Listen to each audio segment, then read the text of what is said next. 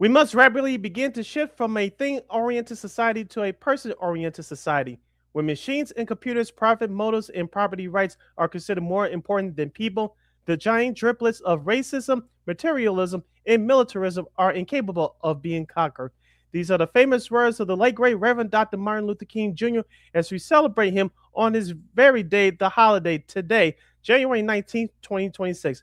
The special edition of Second City Sports on Sports Zone Chicago starts right now. 10, 9, 8, 7, 6, 5, 4, 3, 2, 1. Keep him on the field.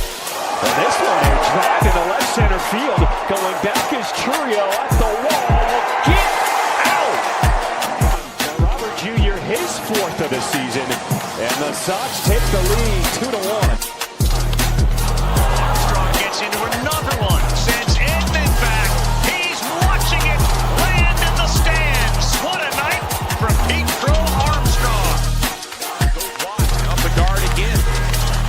And he scores. What a play! On Jordan Bennington, no chance at all for the Blues netminders. Connor Bedard. Wow. Getting what a pass. Bruzelis with the fade on the drive.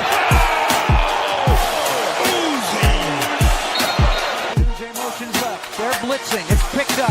Caleb throws. Middle of the field. Loveland catch. Breaks away the 30. Loveland 20. Loveland 10. Loveland end zone. Touchdown Bears.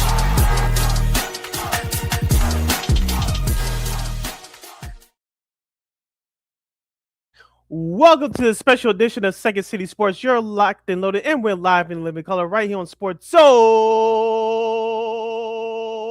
Chicago, along with Miss LaKeena McGee, which is she. I am Sidney Brown here. You know it's me. You can follow yours truly on the Twitter, X, and the IG at SidKid80. Once again, it's SidKid80. That's SIDKID80.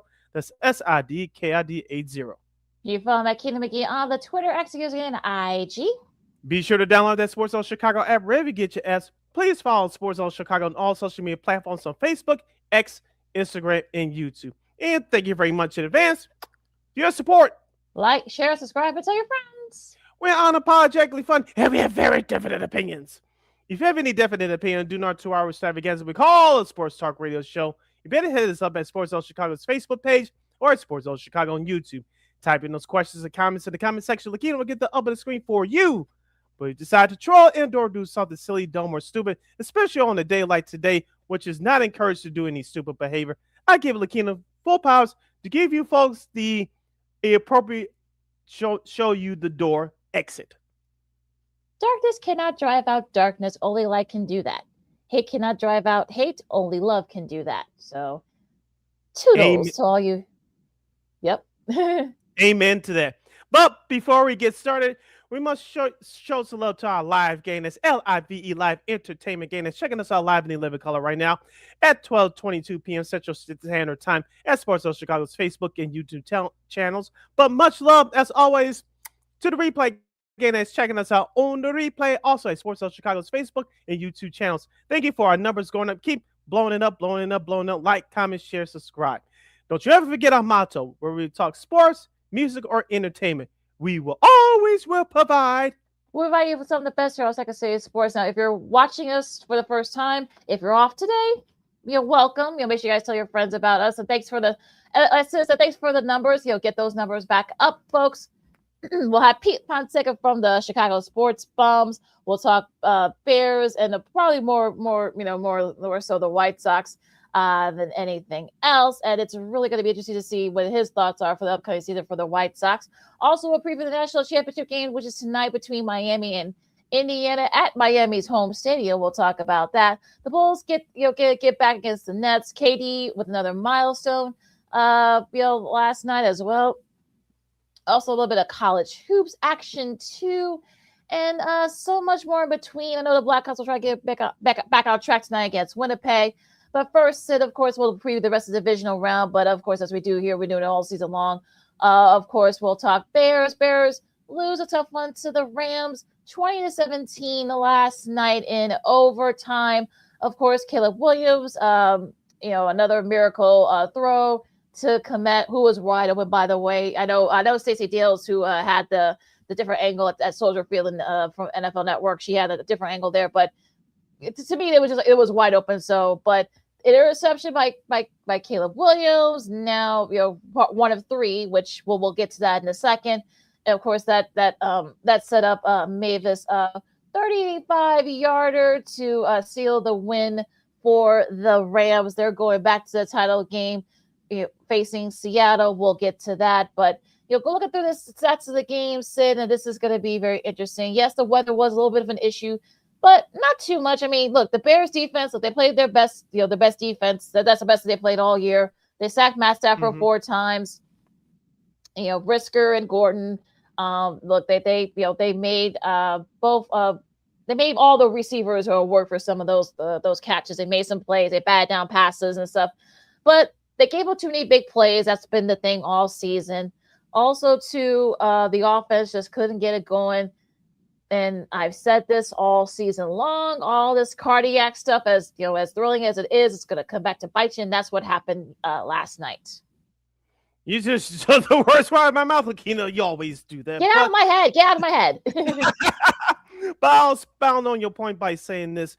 I'll break it down by halves. Watching the first half of that game, even though the Rams scored first, the Bears responded. And of course, they took the lead 10-7. Of course, the Rams tied it up at 10 in the first half. I said to myself, the Bears left some points on the board. And this is almost a copy of what happened last week against Green Bay. But the difference was that Green Bay was beating your butts by 18 at the end of that first half, 21-3. But the Bears were fit to be tied in this game, literally. And with Ben Johnson being aggressive, we knew what we were going to get when we hired him this time last year. But LaKeena, when it comes to the playoffs, it was a couple of those times when they went forward on fourth down. I said, take the points. And he didn't do that. And like I said, it came back to bite him in the butt. I was critical of Dennis Allen last week, LaKeena, as you well know, for the coaches waiting until halftime to make adjustments instead of making adjustments on the fly. That's what we talked about on the show last Friday, previewing this game. Give Dennis Allen and ultimately the players credit, like you said. The defense held the Rams down. Through, I said, through midway through the second quarter, all the way through the fourth quarter. Even though Kyron Williams, our running back, had 2 touchdowns in the game, they kept Puka Nacua pretty much in check. The tight ends didn't make any big catches until late in the game and then into overtime. But like you said, this is the best defensive performance from this group all year. But they carried the offense, to be honest with you. And Ben Johnson's play calling, as we talked about at various points all year, it was terrible. I thought it was terrible throughout the whole game until that last drive. But watching that last play, LaKeena, like you described it, Caleb Williams ran back to the 40-yard line because he was pressured up the middle. As I was watching it live, I said to myself, this isn't supposed to happen. Great awareness about Cole Kmet, because like you said, he was wide open in the end zone, and he caught the pass. Of course, Cairo Santos made the extra point to force it to overtime. I said to myself, this can't be happening. This cannot happen again. It happened again. The right side of my brain told me that somehow the Bears was going to find a way to lose it in overtime. Of course, Caleb Williams' third interception sealed that fate for me, and that confirmation for me. But no, LaKeena, like you said, mistakes of a rookie head coach and a second-year quarterback came back to bite him in the butt in overtime against an experienced team. You listen to Second City Sports on Sports Chicago. LaKeena McGee, Sidney Brown with you as we talk Bears and Rams from last night. I mean, look, I'm going to say it. Look, you give the Bears defense credit for this is the best they played, all season long. There's the 4 sacks. That's the most they've had in like 8 or 7 or 8 weeks. But this is where experience comes in. They were able to, they got the interception. I'm talking about the Rams defense. They got the interceptions that they needed, and they were able to, Cam Curl got the interception. Kobe Durant had 2. He could have had 2 more because, there were some, some drops. I know the dudes, they had a couple of drops. No DJ Moore. I know people are going to get on DJ Moore with that drop that could have, set up Cairo Santos a field goal that would have won it for the Bears. But again, I always say, and I've listened to sports radio already this morning, and I don't know why I do that, just to torture myself. But I'm already hearing some meatball fans say, "Well, it could." Yeah, I know. But yeah, But yeah, I know some fans are saying that, look, they can build on this, blah, blah, blah. But look, I'm sure Washington, when they made it all the way to the title game last year, I'm sure they thought that, they can get better. Look what happened to them.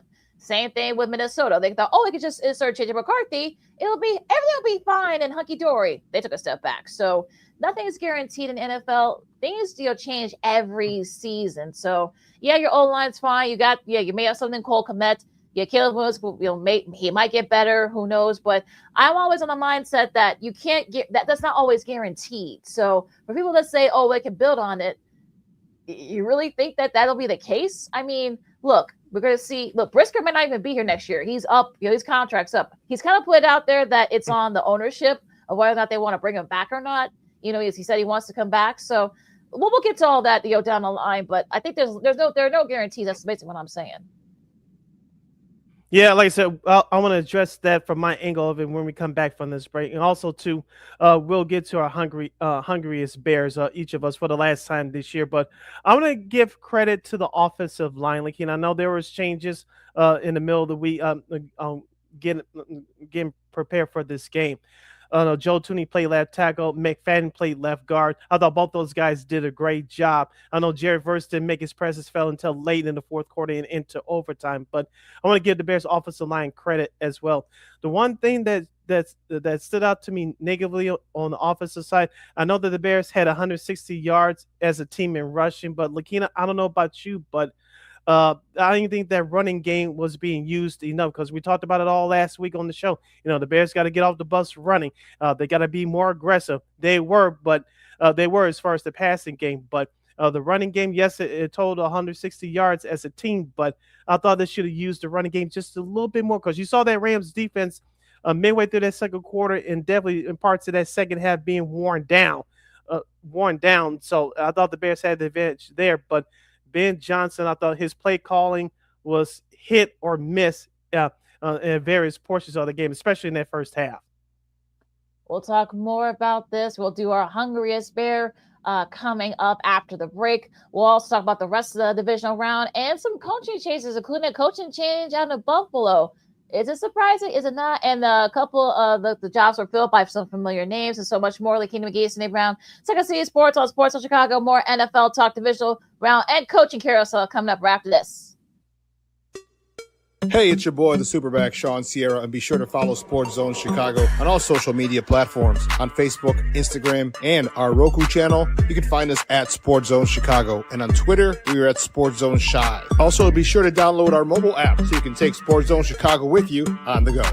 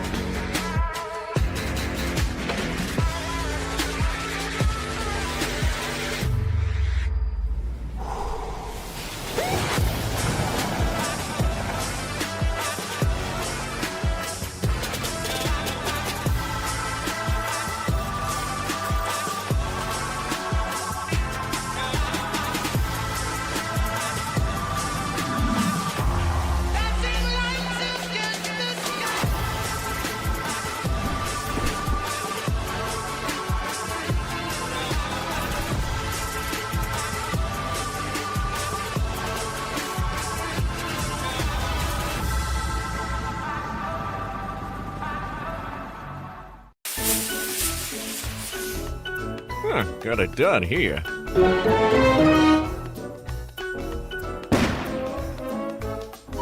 Ouch! And we're gonna make sure you lit this time. Ouch!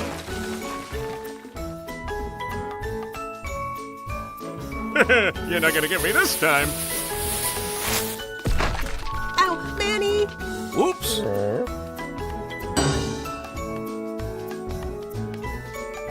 Let's try an easy one.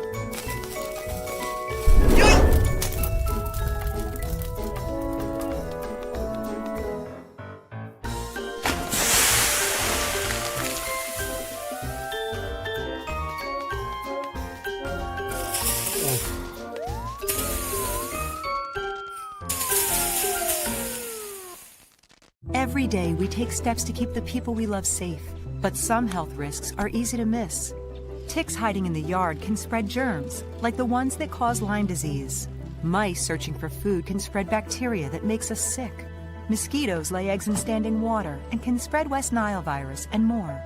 Cockroaches are drawn to water in the home, leaving behind allergens that can trigger asthma attacks. Common pests can threaten our health. Learn how to protect your family at pestworld.org. Hey, this is Corey Maggette, and I listen to Sean and Maya on the morning show.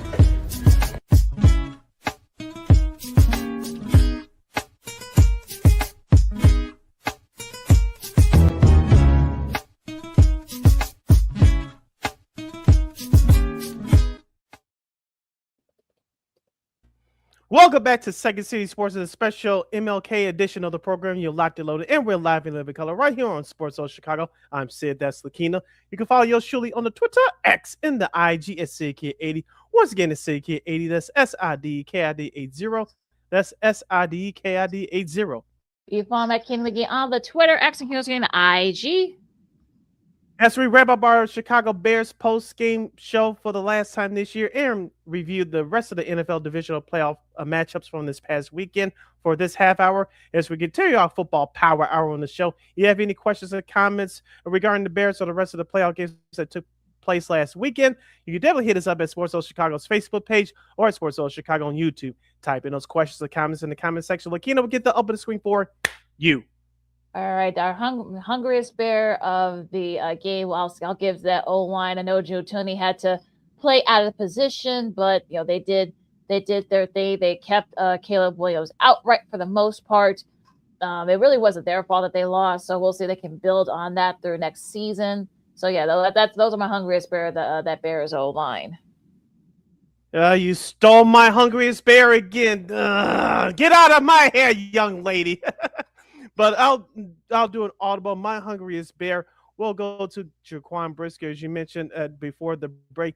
He had 14 tackles overall, 8 solo, 1 sack, 1 forced fumble, and 2 passes deflected. So Jaquan Brisker will get my hungriest bear. Just wrapping up the Bears portion of the conversation, you mentioned about maybe some of the possible changes coming up for the Bears this offseason. Realistically, LaKeena, I'll ask you, and then I'll give my thoughts. What do you think the Bears need to do to stay in that sustained success playoff mode to contend for a Super Bowl and to keep pushing this thing to go to the next step? Because you brought the examples of Minnesota from a few years ago. You brought the example from Washington last year. The Bears obviously don't want to be in that same boat like those other teams just mentioned. Realistically, what do you think happens this offseason? I know we're going to have plenty of time to talk about it, but let's set our template here. What do you think is going to happen, what should happen in this offseason for Chicago? Yeah, they're gonna have to get a pass rusher. That's the number one thing. I know some people say they want Max Crosby or Trey Hendrickson. Do the Bears have anything to give to those teams? I mean, you got one team that's changing coaches. Who's to say that coach is not going to want to keep him there? As I'm talking about Crosby. Now Hendrickson, there have been some stuff going on there about I guess he doesn't want to be in Cincinnati anymore, but he hasn't played in almost 2 years. So is he going to be healthy enough to play? So those are the things that you really look forward to. I think another left tackle would be good. Maybe I don't know, maybe another running back, because who knows if Swift is going to be back next year. So they're definitely going to need some little things, because like I said, Brisker might not be back next year as well. And there's going to be some turnover. I know Cole Kmet, he said that at the presser, there's going to be some turnover, I should say. So, we'll see. So what about you? What do you think the Bears needs need to be for this offseason? Yeah, the obvious needs are number one, pass rusher, and number two, maybe a veteran left tackle, because obviously Trapilla will not be back next year because of his injury. He's going to knock him out for the majority of next year. But you mentioned Cole Kmet. We talked about when Colston Loveland was drafted that Cole Kmet's days were numbered. Obviously, it wasn't for this season. It could be this offseason, but we'll see what happens with him. Tyreek Stevenson could be on the move. Remember, he didn't play that much in the last half of the year. We barely saw him on the field last night. Could he be a trade piece? Number 3, DJ Moore. I know he signed that contract, that 4-year, $110 million deal before the start of last season. He completed year 2 of that deal, so he's halfway through that deal. does he get moved this offseason? So, and number 3, Cairo Santos. I know he made a couple of his field goals last night, but I still say that the Bears need a new kicker next year. Realistically, could he be out the door? So, like you said, there's going to be changes, but the number one priority is a pass rusher. And I saw someone on Twitter X mentioning last night with the Bears going as far as they did, would potential free agents would want to come here. And if that's the case, the Bears are in prime position to make moves. You can't just say, "Oh, we're going to trade this guy and trade this guy," like the White Sox, and build on these young guys and let's grow with them. And when you become a championship team, and we saw this, LaKeena, with our own 2 eyes with the Bulls in the '90s. Sometimes you got to make those hard trades. The Bulls did it with Bill Cartwright and Charles Oakley, and of course the other pieces came. You saw what happened in the '90s. The Bears and Ryan Poles and the rest of that front office staff. Sometimes you got to make the hard moves to get to the next step. Let's see if the Bears have the galls to do that this offseason. You listen to Second Stage Sports on Sports Chicago. LaKeena McGee, Steve Brown with you. Talk about the rest of the divisional round in NFL from this weekend. We'll first off go to the Mile High City in Denver as the Broncos. They go back to the title game for the first time since 2015. They beat the Bills in an overtime throw of 33-30. Bo Nix threw for 3 TDs. Marvin Mims had one of those TD catches. Jordan Humphrey had a catch that set a 17-point second quarter by the Bills. On the flip side, though, for the Broncos, on the flip side for the Bills, Josh Allen, 3 TDs, but also 2 interceptions, 5 turnovers total, including a couple of fumbles.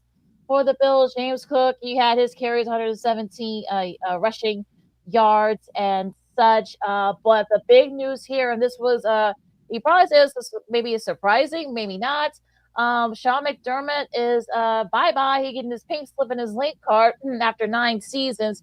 This after leading the Bills to 5 AFC East titles, 2 AFC title game appearances, 662 winning percentage, which ranks 15th all time and third among active coaches. He took over a team that hadn't made a playoffs in 18 years.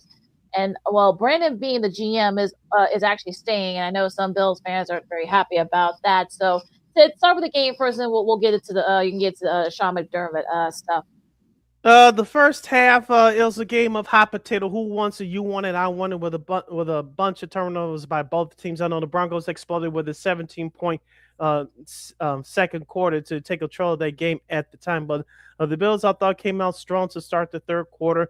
They got James Cook the football. Actually had control of the game, but James Cook had a turnover as well, which got Denver back into the game. But LaKeena, as we talked about with the Bears, with the Bills not having a number one wide receiver threat, and with you stepping on your own 2 feet, you cannot make critical mistakes, especially during the late stages of the game. And that's what happened to Buffalo. Now, in overtime, there were 2 pass interference calls. I think the first one was justified, but the second one, which led to that game-winning field goal, I thought that was a Bush League call. That defender, I believe it was White, number 27, in my memory serves. Yeah. White. I know he got a penalty for a game is kind of for yelling at the ref, but he was in the same stride with that Denver wide receiver, and both of them were fighting for the ball, and they were strike for strike. White did his technique perfectly with the wide receiver, trying to knock the ball away from his hands, and then the rest threw the flag. And I thought that was a Bush League call, and Ladarius White had every right to be upset. But at the same time, I said it at the time, and I'll say it here: if Buffalo didn't shoot themselves in the foot with those turnovers early in the game, they wouldn't have been in that position. So congratulations to the Broncos. That, like you said, that victory was costly, literally. But Buffalo cannot blame nobody but themselves. What about the Sean McDermott firing? As we said, LaKeena, before the playoffs, that they couldn't get to the Super Bowl. This was bound to happen. You didn't have Baltimore, who you beat last year in the playoffs, by the way. You didn't have Baltimore in your way. You didn't have Kansas City in your way, who missed the playoffs this year. So the stage was set for them in prime for them to make a run. You have one of the top 5 quarterbacks in the league in Josh Allen. Your defense, they didn't live up to the hype that people thought they could turn around for this year. He's a defensive guy, as we talked about last year, LaKeena, when they lost to Kansas City on the road in the AFC title game. I said that secondary needs work, and they look worse this year than they did last year. So you cannot fire all the players. We know it's a professional sports, professional business, but it was time for Sean McDermott to go. Of course, for the human side of it, you don't want to see anybody lose their job. But like you said, he's been there 9 years. You couldn't get to the big dance. We'll see who that pick their new coach goes. Remember, they move into a new stadium starting next season in the fall. So whoever they pick as their new head coach, that coach has got to have a mentality of win now, because you don't know how many years that Josh Allen is going to play at this level. And also, too, literally, it was a costly a victory for Denver. Bo Nix is up for the year with a broken ankle. Apparently, that happened at the second to last offensive play before the field goal. And Jared Stidham will try to do what Jeff Hostetler did years ago. If you know, you know.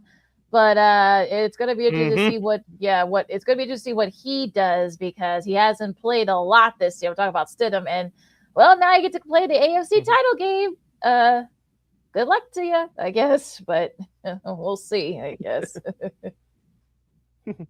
The final game on that Saturday slate takes us back to the NFC Divisional Playoffs on the West Coast, where the Seattle Seahawks dominated their division rivals, San Francisco 49ers, 41-6. Brock Purdy for the 49ers, 15-27, 140 yards and an interception. Kenneth Walker III for Seattle, 19 carries, 116 yards and 3 touchdowns. Cooper Kupp, the former Ram, now with the Seahawks, 5 catches for 60 yards. LaKeena, this game was over from the jump, thanks to Rashid Shaheed's opening kickoff return for a touchdown.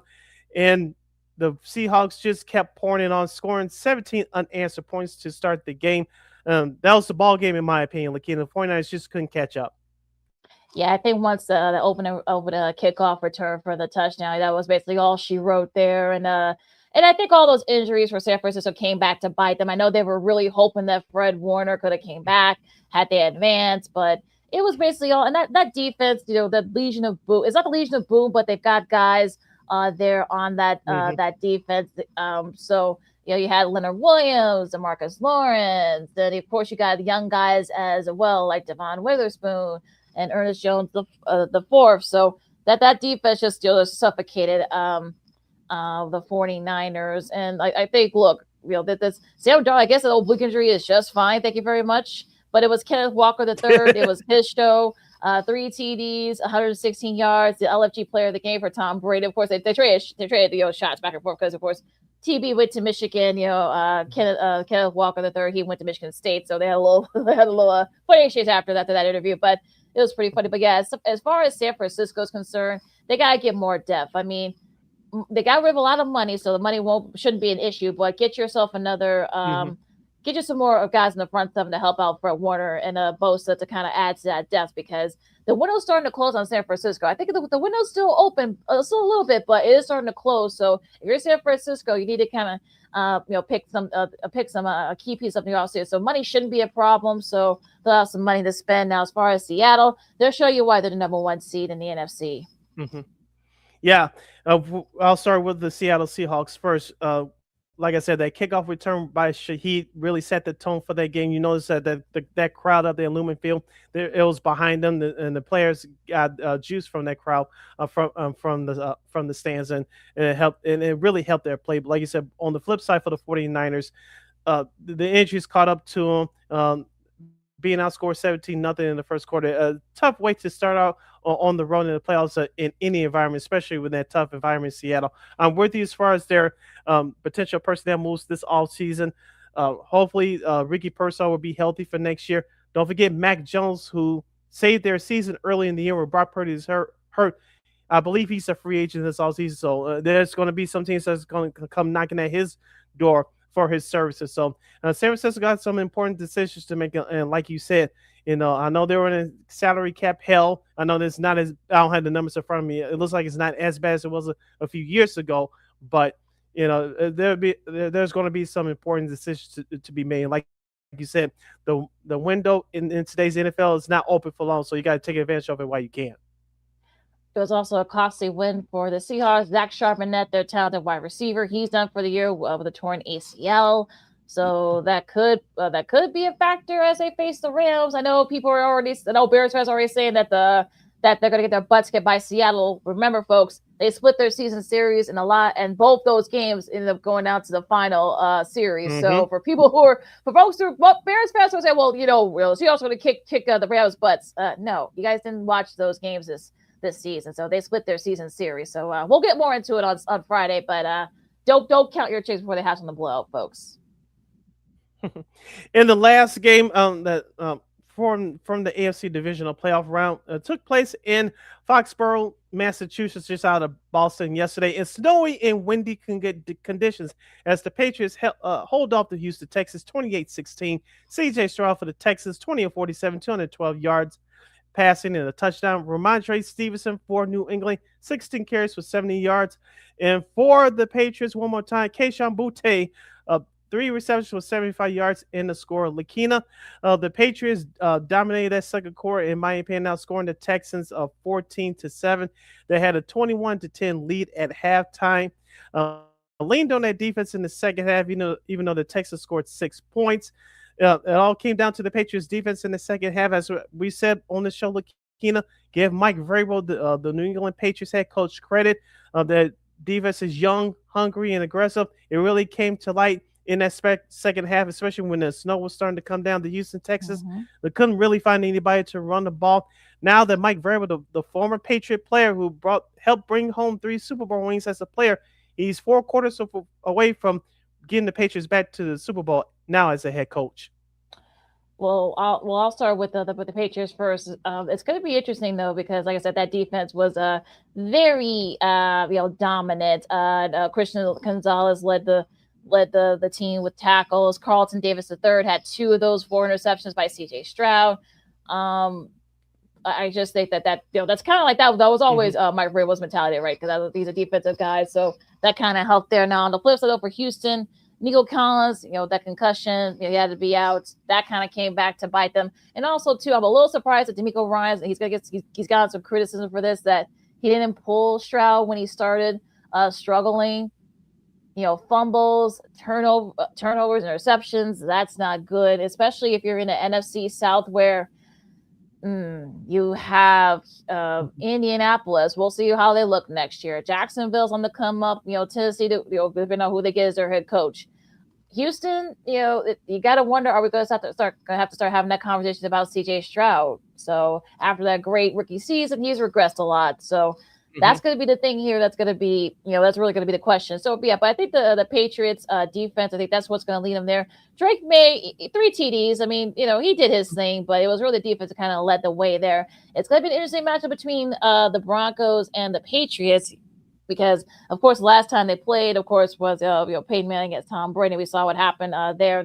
The Broncos won that game and ended up going to the Super Bowl that last time they played each other. So yeah, it's going to be interesting to see what happens. Like I said, we'll get more into it on Friday. But yeah, I feel like this was definitely one of those games where the Patriots just dominated from a jump, and the Texans just didn't have an answer.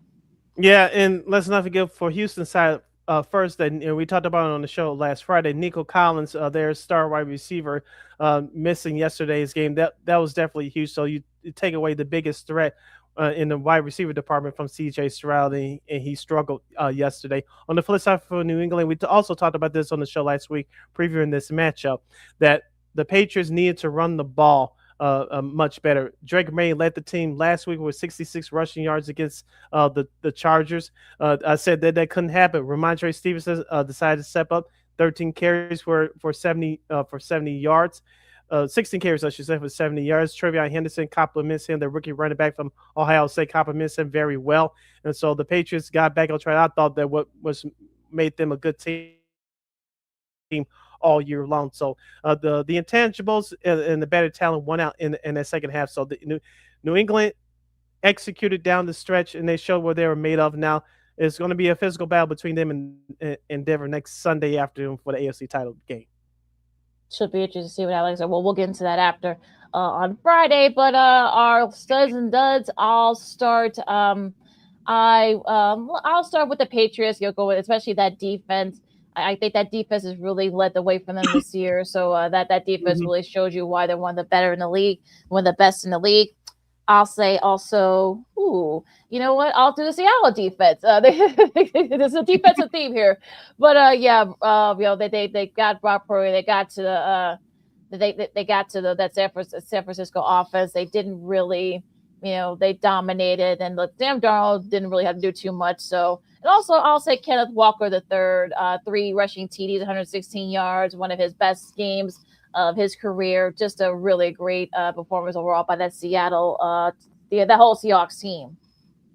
All right, my 3 stars are as follows. Staying with the Seahawks, but I'll give mine to Rashid Shaheed for his opening kickoff return for a touchdown, setting the tone for the Seahawks and for their game as the Seahawks beat the 49ers 41-6. Excuse me. My second stud will go to Marvin Mims Jr., the young wide receiver from the Denver Broncos. 8 catches, 93 yards in the score as the Broncos beat the Bills 33-30 in overtime to face the New England Patriots in next Sunday's AFC title game. And my third stud will go to Kyron Williams, the starting running back for the Los Angeles Rams.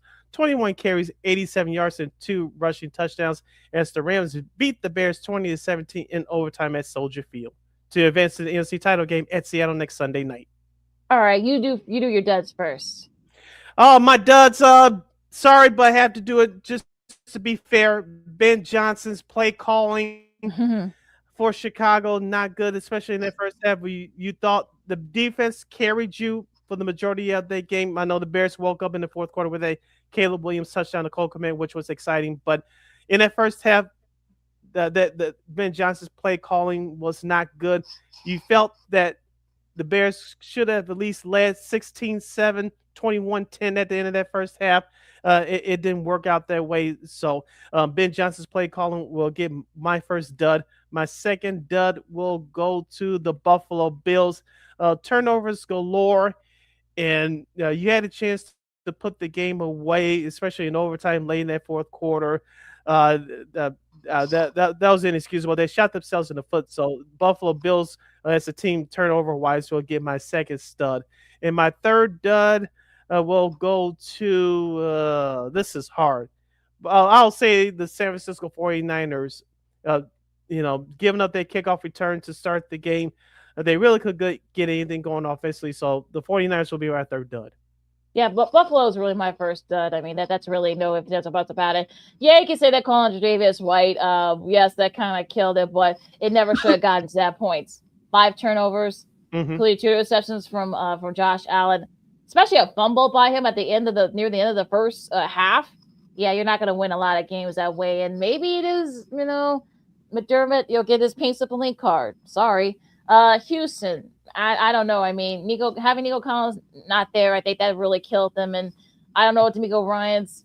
I don't know if maybe he thought about putting Davis Mills in, but you got to have that CJ Stroud conversation. And also the Bears, just the Bears in general. Like we said. I mean, yeah, it was an exciting season, but you overachieved. I said what I said, and I think all that cardiac stuff. Look, no, I'm being honest. All that cardiac stuff came back to bite you, and you couldn't. When you needed a big play, you could. When you really needed it, you couldn't do it. So, like I said, we'll talk more about what the Bears got to do and stuff like that down. Like, we'll have plenty of time. We got months between now and the NFL draft, but those are my 3 duds. All right, and the AFC Championship game and the NFC Championship games will take place next Sunday afternoon and evening. Of course, first up will be the AFC title game between the Denver Broncos and the New England Patriots at 2 o'clock Chicago time next Sunday, followed by the NFC title game at 5:30 p.m. between the Los Angeles Rams and the Seattle Seahawks. Like LaKeena said, we'll get more in depth into these matchups on Friday, but LaKeena, your initial thoughts on these 2 games? Yeah, I think it's going to be interesting, though. You got Mike versus Sean in both matchups. I'll start with the New England. Like I said, let's talk about the coaching and stuff first. Like I said, we'll get more into the championship games coming up this week. But like I said, it's going to be, like I said, both these teams, all 4 of these teams know each other pretty well. So I think that's my initial thought is that I know Bo Nix is gone and you got Stidham on, but look, we've seen weirder things happen before, so I'm not going to say, that New England's automatically going to win because, Bo Nix isn't there. As far as, like I said about the Rams and Seahawks, so, like I said, we'll get more in depth into it. What are your initial thoughts? Because we got to talk about the coach carousel before we got to go to break. I think with the Denver and New England, it's still going to be a physical game. What can excuse me, Sean Payton getting out his backup quarterbacks. We'll see what happens there. In the NFC title game between the Rams, he also, like you said, familiar opponents. Both the games were close this year, so it's definitely going to come down to who outmaneuvers who. Mike McDonald versus Sean McVay, just like last night with McVay and Ben Johnson, and who's going to execute, who's going to make that big play on both sides of the ball. So that's what I'm looking for in that NFC title matchup. All right, let's get to the coaching carousel here. Well, now we got a new opening with Buffalo. Now 2 jobs have been filled. Of course, the Giants and John Harbaugh, of course, the former coach of the Ravens, they make it official over the weekend. And on Sunday, while you were watching these games, Kevin Stefanski is going back to Atlanta. He and Matt Ryan, of course, the president of football out there with the Falcons, he goes back there to become the new head coach of the Falcons. So, Sid, your initial thoughts of these 2 hirings? Yeah, as I said on Friday with John Harbaugh now it's official, I think you expect the Giants to be in the playoffs within the next couple of years. Yes, the culture was set when he took over in 2008 in Baltimore, but being at a job 18 years, you can't be there without learning something, trying something. So that culture is going to get turned around, I believe, quickly. You have a young quarterback in Jackson Dart entering year number 2. Don't forget, now third-year wide receiver next season, Malik Neighbors will return from his ACL injury. He's one of the best young wide receivers in the game. And you're going to have now second-year running back Cam Scatterboo from Arizona State at your hip next year. And that defense is not as bad as people thought. You have Ken Burns over there. So you have some young talent there. So John Harbaugh has a lot of pieces to work with. And with that money that the Giants gave him, how much power do you think he really has over GM Joe Sheehan as far as personnel is concerned, having a whole lot of say in personnel? I'm sure we get into that more of that storyline down the road. Kevin Stefanski for Atlanta, that is a great hire for the Falcons. Michael Penix Jr. should be back next year. Once again, Stefanski is working with a quarterback that he likes. You have all that talent on the offensive side with Drake London and Kyle Pitts if he's going to return next year. But the project for the Falcons, in my opinion, is going to be their defense. Yes, you had Jeremy Bates back there in the secondary, but everybody else, they need to go as far as defense is concerned. The Falcons, they can get another star wide receiver to go with Drake London. I know Darnell Mooney, the former Bears, there. But if you need another young wide receiver, in my opinion, and then on the flip side, just mostly they need to rebuild that defense. Yeah, as far as the rest of the coaching, carousel is concerned, it seems like the Ravens have talked about everybody but you and me, Sid, for that job. I think they talked about about a dozen guys. Yeah, you don't get ring yet. Yeah, I know, right? So yeah, I'm waiting for Mr. DeCosta who's the GM for the Rams, the Ravens, I should say, but yeah, and also too, of course, the Dolphins. You've seen Mike McDaniel's name being floated around. I think I just saw that he got a call with the Raiders. Just had an interview today with the Raiders. The Kubiaks, both Clay and Clint, they're both getting shots at coaching jobs as well. So it's gonna be interesting to see what the rest of these 7 openings. Of course, Brian Flores. I think he has a second interview with Pittsburgh, I believe, this week. So Sid, what your quick synopsis for the rest of the coaching carousel? Excuse me. In terms of Brian Flores, we've been saying this for the last couple of years. If he drops that lawsuit with the NFL, he's going to have a head coaching job just like that. I think Pittsburgh is a very interesting spot for him. As far as the Raiders, I don't know if it's for certain they're going to go with Fernando Mendoza with that number 1 overall pick because I know they need a quarterback. But if that's the case, Mike McDaniel could be a good fit for them. But the Raiders have so much work to do restructuring their team besides just getting a quarterback. It's going to be a while for the Raiders to turn it around. And as far as the Ravens, like I said, it's going to be very interesting to see what happens there. Like I said, they've had about 12 or 13 guys already called. So yeah. We'll see what the Dolphins do. We'll see what some of the other teams do. So yeah, it's going to be very interesting though these next couple of weeks, especially before the Super Bowl. So it should be fun. Hour number 1 in the books. Hour number 2 straight ahead as you listen to Second City Sports on Sports Zone Chicago on the special MLK Day edition. We'll kick off hour number 2 previewing tonight's college football national championship between the Indiana Hoosiers and the University of Miami Hurricanes. And yes, Logan Bulls, we have them. We do and a whole lot. You listen to Second City Sports. Stick and say right here on Sports Zone Chicago. Hey, it's your boy, the Superback, Sean Sierra, and be sure to follow Sports Zone Chicago on all social media platforms on Facebook, Instagram, and our Roku channel. You can find us at Sports Zone Chicago, and on Twitter, we are at Sports Zone Shy. Also, be sure to download our mobile app so you can take Sports Zone Chicago with you on the go.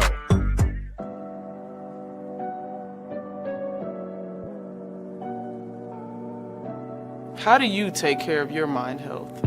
For my mental health, I meditate in the mornings. I have my dogs. They're the best. I just find ways that help me just relax. Finding things that make me happy, like being close to my family. I meditate a lot and read books.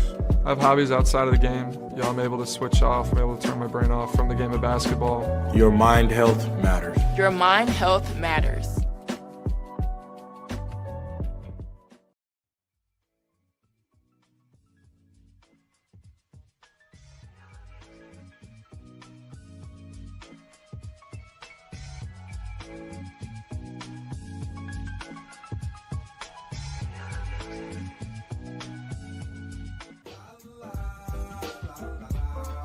It's a romance sport.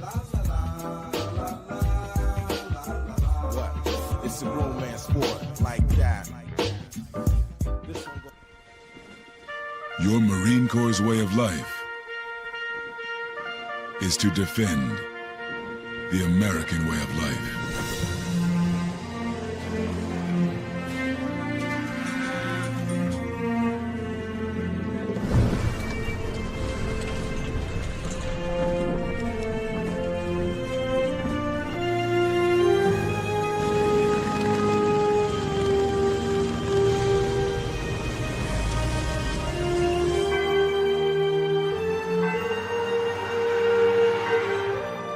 Every day,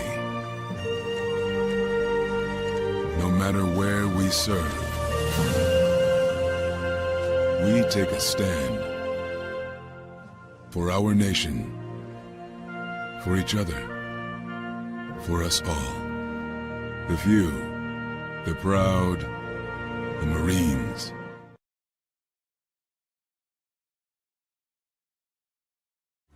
Everybody in a work zone is someone's somebody.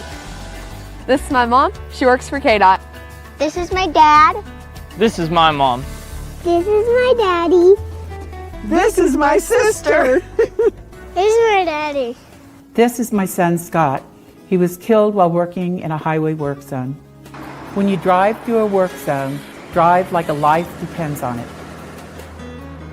Because it does.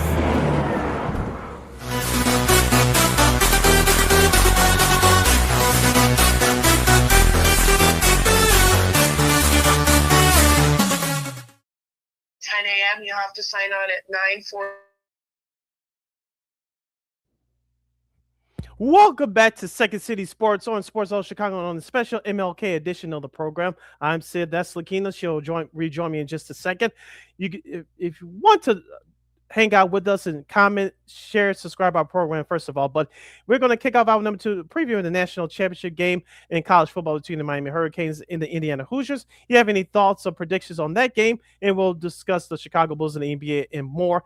For this half hour, you can definitely hit us up at Sports Zone Chicago's Facebook page or Sports Zone Chicago on YouTube. Type in those questions or comments in the comment section. LaKeena will get the up on the screen for you. But if you want to follow yours truly on the social media streets, you can follow yours truly on the Twitter, X, and the IG at SidKid80. Once again, it's SidKid80. That's SIDKID80. That's SIDKID80. Be sure to follow LaKeena on social media at Keena McGee. Once again, at Keena McGee. All right, let's kick off our number 2 of this fabulous program as we preview tonight's college football championship game between the Miami Hurricanes and the Indiana Hoosiers. Yeah, this is going to be a very interesting matchup. I know I've seen some people already basically say that that Indiana's going to kick Miami's butt, which I find, I think they're a favorite by like 8.5. That's the last time I saw them in Vegas. I'm just like, wait, huh? Look, this is going to be the best defense that Fernando Mendoza and that O-line is going to be facing all season long. So I think folks are, anybody that feels that this is going to be a blowout by Indiana, I think they're kind of not. They haven't seen Miami play. And remember, they're playing in Miami in their home field, folks. So I know that they're going to have to do stuff in the visitors' locker room. They got to do. Dress and such. So that's going to be interesting to see how they feel about that. But I think they could definitely stay with Indiana. It's going to be, Elijah Hardy, I think, who's the All-American linebacker, and that Miami defense is going to be ready. So I think if you're Miami, you want to set the tone early. Carson Beck cannot, make any mistakes. Mark Fletcher Jr., give him the rock if you need to.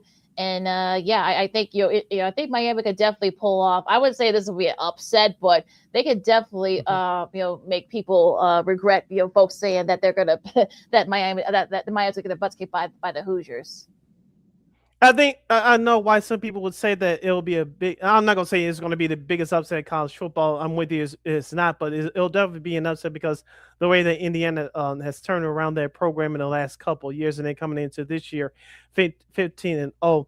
But here's the thing you mentioned with the Hurricanes, LaKeena. Their defense is solid, especially with their two defensive ends. I think, in my opinion, if you keep Fernando Mendoza in that pocket, I think you can force him to make some mistakes because he's very good being mobile and throwing on the run. But if you can keep him in that pocket and get some pressure, especially up the middle, if he decides to escape out of the pocket, I think you can cause a couple of turnovers. Miami's very good at causing some turnovers as well. Now, going back offensively, I think that Indiana's going to have to rely on some sort of running game because that on the flip side for the Hurricanes that Mark Fletcher Jr. has been the man for them all year running the football. So Miami's going to do that. I think that Indiana can use a little bit from the Hurricanes playbook as far as the running game is concerned, take a pressure off of Mendoza. But as you mentioned, Carson Beck for Miami, he's been playing very well in this college football playoff, minus that first game at Texas A&M. He's been playing very well these last 3 games. So you need another solid performance for him tonight. We know what he did against Louisville early this year. It wasn't great. You saw what he did at SMU. That wasn't great either. But outside the first game against Texas A&M in the college football playoff, he's been playing very well in this during this run. So you need another big performance from him tonight one more time.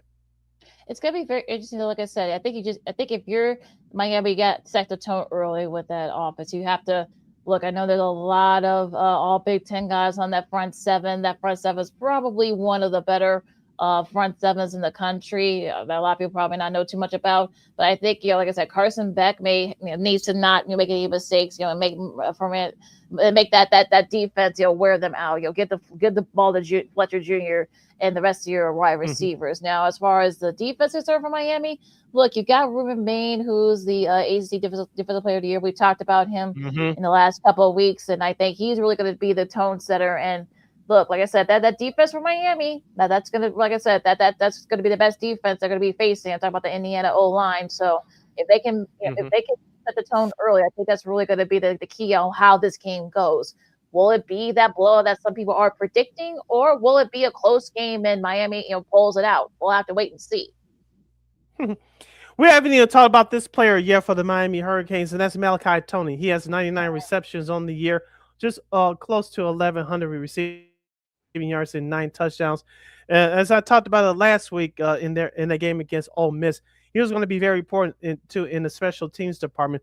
I feel like that he's going to be an important player for that Miami Hurricanes offense. I know we talked about Mark Fletcher Jr. already just a couple moments ago, but Malachi Tony, I think he's going to have to step up and have a big game for the Hurricanes. Need him to have about 6 or 7 catches for over 100 yards and a couple of scores, and if he can give you that, I think the Miami Hurricanes can pull out the technical upset and beat the Indiana Hoosiers. But as you said, as far as Carson Beck, he's going to have to play just about perfect football for that to happen tonight.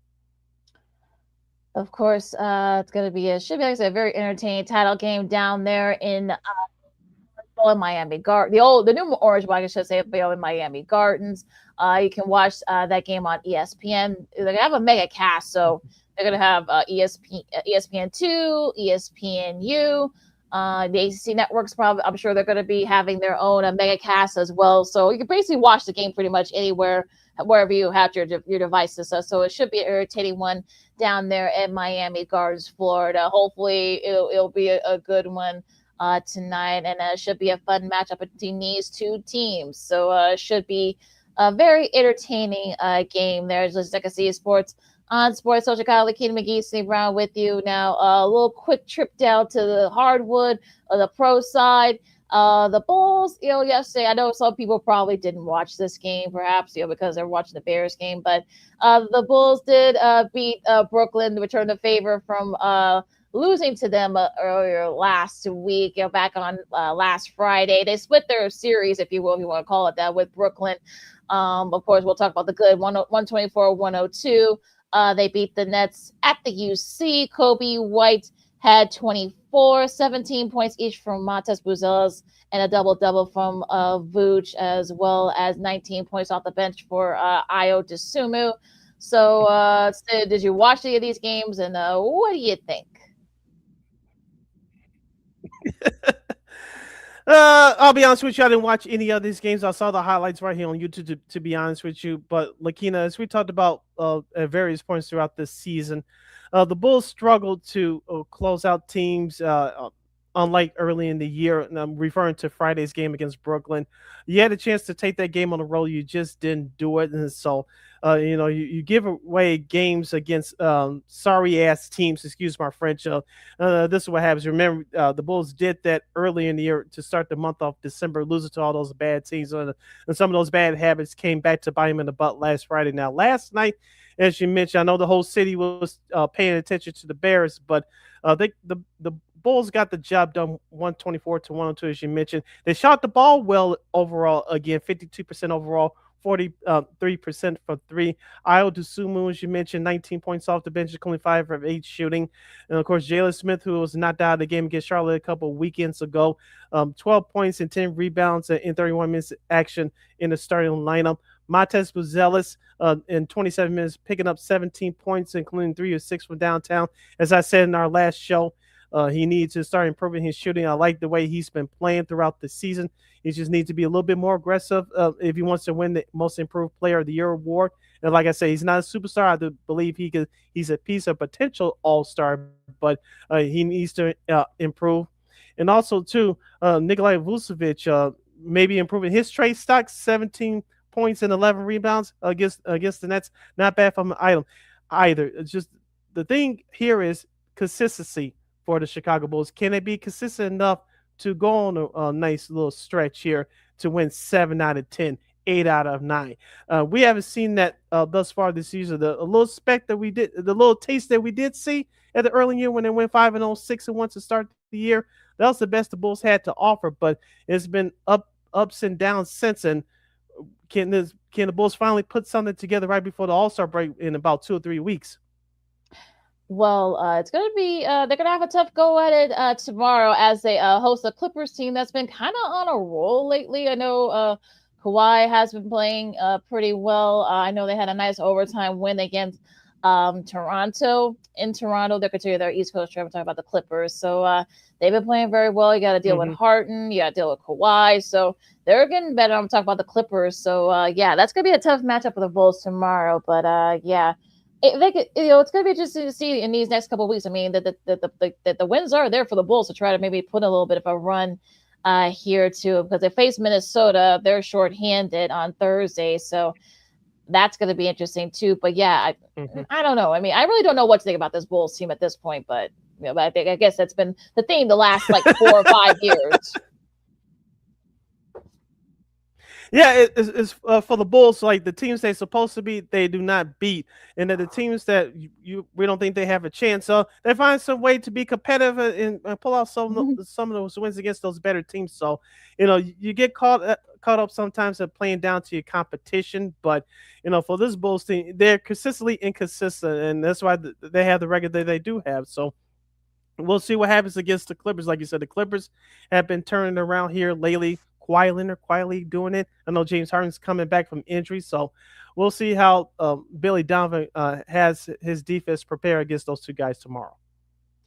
All right, so a little bit of a programming note here. Unfortunately, our new friend Peter Fonseca will not be able to join us today. So we're gonna do a little bit of an audible here, and direct the rest of this to some NBA talk. We'll do college hoops, and we'll do some Blackhawks. We'll do a special edition of Old School TV Monday. We always got to back up, folks. So don't feel bad, but that's why we've been doing this for years now. So that's how we do some audibles here if necessary. Mhm. Sports on Sports Chicago, LaKeena.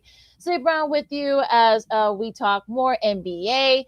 The Lakers got a nice win against the Raptors. They needed that. I really feel like they needed this win, that to consider the last week or so that they kind of been in, but they got a nice win against a good Raptors team, 110-93, 25 points each from DeAndre Ayton. There's a season high for him and 13 rebounds. Luka also had 25, as well as LeBron had 24. So again, we talked about this with our new friend Michael Duarte Jr. now with California Post. I think he's still with NBC because the Rams won last night, so he's still going to be with them. But to the Rams finish up their season. But I know he said that it's going to be interesting to see the depth of this Lakers squad is going to be tested a lot this year. So what do you think, Sid? I mean, is he right? Yeah, it's going to be tested. It's being tested right now with Austin Reeves being out with the injury. And you mentioned DeAndre Ayton, who had a nice start to the season, cooled off a bit. It's nice to see him with a bounce back performance last night. And with Luka Doncic and LeBron James being your two best players, other guys going to have to step up because we know Luka, is in his late 20s. LeBron James is 41 years old. He can't carry your team on his back, especially at his age. So you're going to have other guys step up. I know their team defense has been horrible over the last month and a half. And so after that surprising 15-4 start, this is where they're supposed to be now. Will they pick up that big guy at the trade deadline to help them out? We'll see. I don't see any superstar trades from that organization coming because you're paying a whole lot of guys this year, i.e. Luka Doncic from last summer with that contract extension. I believe LeBron James is making $54 million this year. So you tied up with those two players right there. So we'll see if GM Ron Pelinka can make some moves just to tweak that roster. You need to go get a mobile big guy. Yeah, it was a mix. Yeah, it was a mixed bag for the for the Lakers this week. Of course, the day before on Saturday they lost to Portland. That defense, they gave 132 points to Portland. A very young and very loves to shoot Portland squad. So so the defense is really gonna kill the Lakers. They need a defender if they can get one before the trade deadline in a few weeks. The rest of the speaking of Portland, they had a nice weekend. Of course, they beat the Lakers on Saturday, and they also beat the Kings. The Kings, kind of a little bit of a hot streak there, but they kind of shut the door there. Charlotte beat the Nuggets 110-87. Brandon Miller had a season high 23 points, only 16 points for Jamal Murray, and of course with Jokic not there, Denver's kind of been up and down these last couple weeks. So you wonder, can they hang on until Jokic is going to be gone for another couple more weeks? So hopefully they can keep it at least keep everything afloat before he comes back. Yeah, that's why you have guys like Jamal Murray, who's been for his first All-Star team. Hopefully he gets it. You still have Aaron Gordon there. You have Tim Hardaway Jr., Cam Johnson. Let's not forget about him, and Bruce Brown. He was a key member of that 2023 championship team. So you still have guys that can hold down the fort until Jokic gets back. So Denver still should be fine. Of course, they'll be better when Jokic gets back, and hopefully they don't suffer any other major injuries to any of the other guys I just mentioned. Charlotte has been playing very well lately over these last couple of weeks. You saw what they did to the Lakers last Thursday night, as you mentioned last night, picking up a big win on the road, even though it was without Jokic. That Charlotte team can sneakily get back in. Maybe, just maybe, looking to challenge the Bulls for one of those 3 play-in spots, baby. LaMelo Ball had just been balling. We talked about him a little bit on our last show last Friday. So you saw what he did against the Lakers for his hometown folks. And you still have Brandon Miller there. Remember, he was injured most of his rookie year last year. So, and Con Canupo, call me crazy, but he's in the clubhouse for Rookie of the Year. Cooper Flagg's former teammate at Duke. So he's been playing very well. So Charlotte, if they can ever stay healthy and play like this, maybe they can sneak into that play-in tournament and knock out the Bulls. Who knows? But, he still has some ways to go. Charlotte, yeah, I'm gonna say Charlotte's, they're finally starting to show that maybe this is actually a good team that's very, has potential. So yeah, that's gonna be, like I said, we'll see if they can keep it up. But a nice one for them out there. That's not an easy place to play. I don't care who you are out there in Denver, Jokic or no Jokic. Houston with a nice win over New Orleans, but also too, I know Jabari Smith Jr. had 32 points, was the season high, but KD had 18 points. He also passes Dirk Nowitzki for 6th place all time in scoring. So congrats to him. Memphis beat Orlando to finish up their last night's games.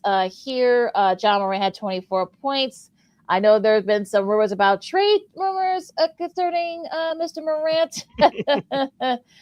Well, I mean, look, some folks still want him in Chicago. Why? I don't know. It's a little bit crazy. There are people that actually want him, but and all that baggage. So I guess if you can stay out of trouble, maybe Memphis can probably get into probably one of those play-in spots. I don't know. Let's just go. Let's flip the script to Saturday. Here are your winners. Portland beat the Lakers. Denver beat the Wizards. The Hornets. They lose to the Golden State Warriors 136-116. This was a very good game. I had a chance to check some of this action out as the Seahawks were beating down the 49ers. The Spurs get the job done at home, beating the Minnesota Timberwolves 126-123. The Heat get by the Thunder by 2, 122-120. The Suns beat the New York Knicks at MSG. The Pistons dominated the Pacers. The Celtics dominated the Atlanta Hawks on the road. And the Dallas Mavericks, with all their injury issues, they defeated the Utah Jazz by 18. These were the scores from last Saturday. Yeah, the 23 points from Klay Thompson. They definitely, I think they shot the ball well from 3, so that helped them in that game against Utah. Going back to the Spurs Minnesota game, is despite a 55-point effort from Anthony Edwards. I know they're short-handed right now. I think a lot of their guys are either sick or they're hurt. I know Terrence Shannon Jr., I know he's banged up. Going back to, I think Naz Reid got hurt earlier in that game. So I don't know. That was huge. Yeah, and I think it's not serious. I think Chris Fish said it wasn't serious, but he is going to be day-to-day. So I think they definitely need to try to get another shooter, perhaps maybe another defender if you're Minnesota. I know they had a tough week. I know they also lost to Houston. KD had 39 there on Friday, down there in Houston. So a little bit of a bump for Minnesota, but I think they can figure it out if they just got to add more depth to help out. And I know Julius Randle's been doing his thing too, but they need a third scorer, at the very least a defender to kind of help with the scoring part. So in case something happens, if KD has to take a game off. I think that's really what's going to be the key here. Yeah, like we talked about with the Minnesota Timberwolves the last couple of years, their length and their size and their depth, they can't afford to have any major injuries. These injuries are just short term. I think they'll be okay for the long run, but their long term, there's going to be some problems. I'm with you, LaKeena, because Anthony Edwards is one of the top 5 players in the league. And we all know what he could do offensively with those scoring outbursts that he has, like he did last Saturday. But if the defenses are designed to stop you and no one else can bail you out, that's going to be a problem. Huge problems. Like I said, we'll see what Minnesota does. We got some breaking news here. The All-Star starters were announced. So we'll get to that in a minute here. But go just cap off of the weekend action in the NBA. Sacramento beat Washington, 26 points for Russ. Like I said, 39 for KD as the Rockets held off the T-Wolves. Clippers, we talked about the Clippers. Friday. Yeah, so this is for Clippers. They'll beat the Toronto. I mentioned that earlier at overtime on Friday, 31 points for Harden. Michael Porter Jr. had 26 in that Nets win against the Bulls on Friday in Brooklyn. Cleveland, they're starting to get going a little bit. They edged out Philadelphia. Jalen Tyson had 39 points, which is a career high for him. And the Pacers got a nice win against the Pelicans. Jay Huff with the career high 29 points. Yep, the Pacers starting to play well a little bit. I know Rick Carlisle, we talked about, is one of the best coaches in the league. Where everybody understands that they're not having a good year record-wise, but whoever's on that floor is going to bring it. They're going to bring it to you every night. So you're looking at the Pacers on the schedule. Oh, it's going to be easy win. Nope, not so fast. Rick Carlisle still has his guys playing well. And the Cleveland Cavaliers, I know they got a game coming up in a couple minutes. We'll get to that in just a moment. But it's nice to see them get back on track. and beat a good team in the Philadelphia 76ers in overtime last Friday on the road. So we talked about Cleveland on our last show, giving Evan Mobley back, hopefully get some of the other guys healthy back and having a nice cohesion so they can go on a nice run, because they were expected, just like the New York Knicks, to represent the Eastern Conference in this year's NBA Finals. And Cleveland has had a tough go over the last month or so to start the year. So at the start of the year, decent. They had a rough stretch, but ever since Evan Mobley has returned, Cleveland's trying to get back on track. So we'll see if they can keep us up and finish the first half strong. Yeah, they're really starting to. I think having him there will really help them. He's starting to find his rhythms. Hopefully, the Cavs will as well. Now, real quick before we go into the scheduling, the NBA All-Star stars were announced just a few minutes ago. For the West, you got Luka Doncic, Nikola Jokic, Steph Curry, SGA, and Victor Wembanyama. On the East side, you got Giannis, Jalen Brunson, Tyrese Maxey, Cade Cunningham, and Jaylen Brown. Do you have any issues with the starters here? Technically, no, but LaKeena, and maybe I'm sure this is going to happen at some point, some weird conspiracy. No LeBron James being voted as a starter, and the game is in Los Angeles. Yeah, I'm already seeing. You think LeBron James will be complaining and what's the word I'm looking for? Petitioning to Alex Silver to create a special spot for him to play in that All-Star game. I know he missed last year's All-Star game, but with it being in LA this year, I think he's gonna be playing the new Intuit Dome. You don't think LeBron James wants to squeeze his old butt in there? I don't think it's gonna be his last year personally, but at least get one more All-Star game out of him. You don't think he's gonna petition out of himself to say, "Hey, give me an All-Star game"? Well, remember they're playing at the Clippers' home stadium and not the Lakers, so I think he really. Do you think he really cares? But yeah, I mean, look, LeBron, you missed about almost a month of the first month of the season, so I'm really not. I don't have no issue with these 10 guys getting the start. I mean, these guys earned it. I know Luka's hurt right. Jokic is hurt right now, I should say, but I don't have an issue with these 10 guys, getting the start. I don't have an issue with these. You probably say Anthony Edwards, maybe, but he missed some time don't either. Well, like I said, LeBron James. Yeah, outside of LeBron James angle, like I said, I have no problems with these either. Congrats to your guy, Cade Cunningham. He got this will be his second straight NBA All-Star game. This year will be the first as a starter. We saw what he did last year, especially in the playoffs against the Knicks. Of course, he's having a great year as the Pistons are one of the top two teams in the Eastern Conference ahead of the Knicks and the Celtics. So congratulations to him on a personal note. So like you said, and I agree with you. I have no problems with those 10 stars. The interesting thing is with that new format, how they're going to pick the bench players, and then how they're going to divide these teams up. Because remember, it's USA versus the world this year in 4 separate short games. Oh yeah, this is good. Yeah, they keep trying to reinvent the wheel with this, and we've been talking about that nausea for the last 4 or 5 years. And it's just, oh god, I mean, it's just, I can't with the All-Star game. Save that conversation for the extra All-Star weekend. This will be brought up again. I promise you. Oh yes. Oh yeah, we got to do our mid-season roundtable coming up soon. So yeah, we will bring it up with our panel then. So we'll see. Jesus. All right. Before we close out this segment, we'll give you the schedule for the NBA for today and for this upcoming week. Starting out with today's games, early third quarter in Atlanta, the Milwaukee Bucks are leading the Atlanta Hawks 63-48. Tipping off in a couple of minutes as the NBA on NBC will have their special triple header coverage because of the MLK holiday. The first game up will be the Oklahoma City Thunder at the Cleveland Cavaliers. The Clippers and the Wizards will do battle at 2 o'clock. At 4 o'clock, the second game in that triple header on NBC will feature the Dallas Mavericks at New York to take on the New York Knicks. Cooper Flag, if he plays, it'll be his first visit as a professional to MSG. San Antonio will host Utah at 4 o'clock. Philadelphia hosts Indiana at 6. The Brooklyn Nets, after losing to the Bulls here in Chicago last night, they'll host Phoenix at 6:30. And the last game of the NBA on NBC triple header tonight at 7 o'clock. Everybody will watch this matchup. Pretty good one here.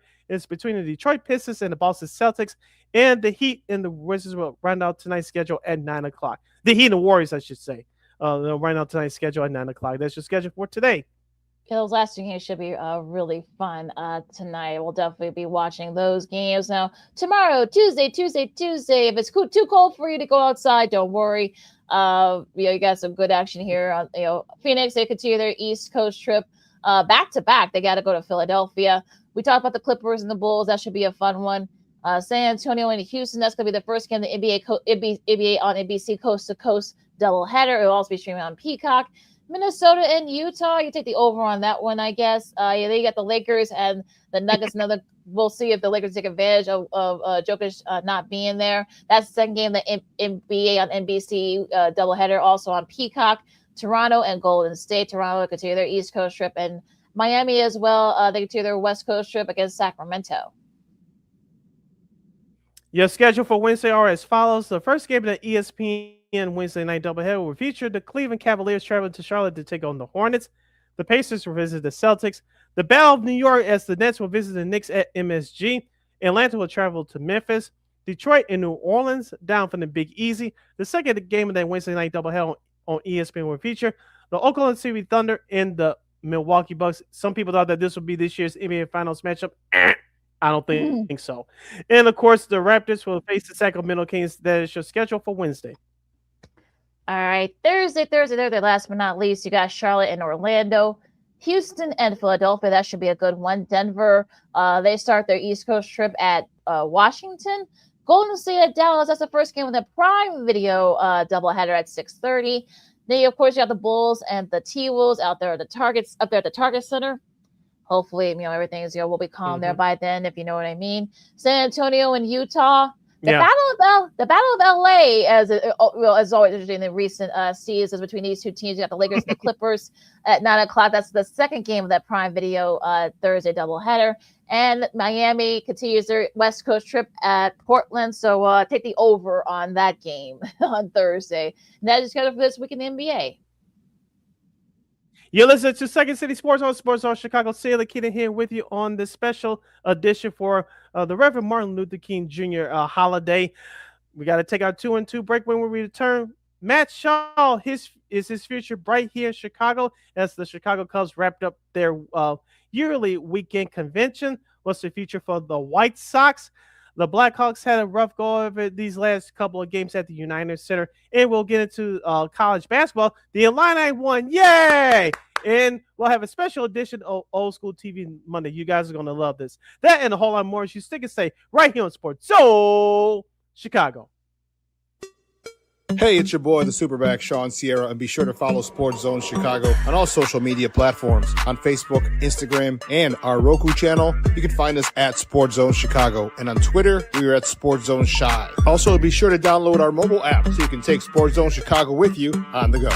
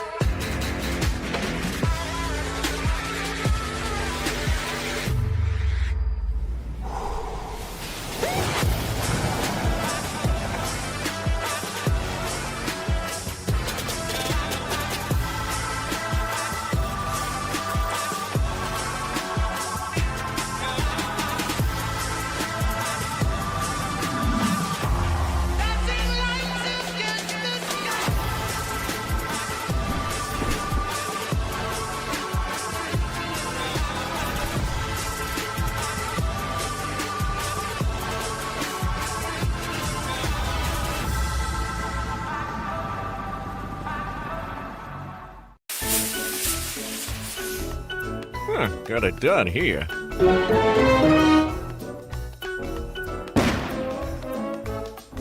Ouch! And we're gonna make sure you lit this time. Ouch!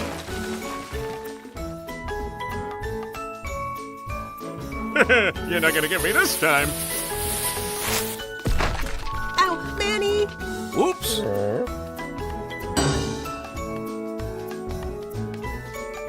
Let's try an easy one.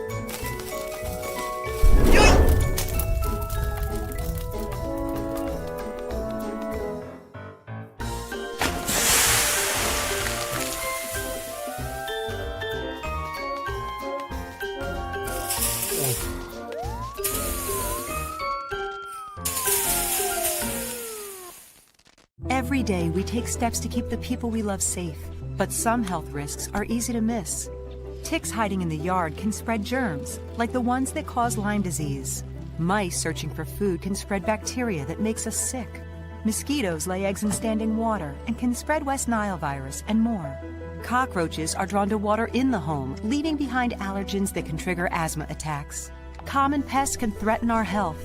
Learn how to protect your family at pestworld.org. Hey, this is Corey McGee, and I listen to Sean and Maya on the morning show.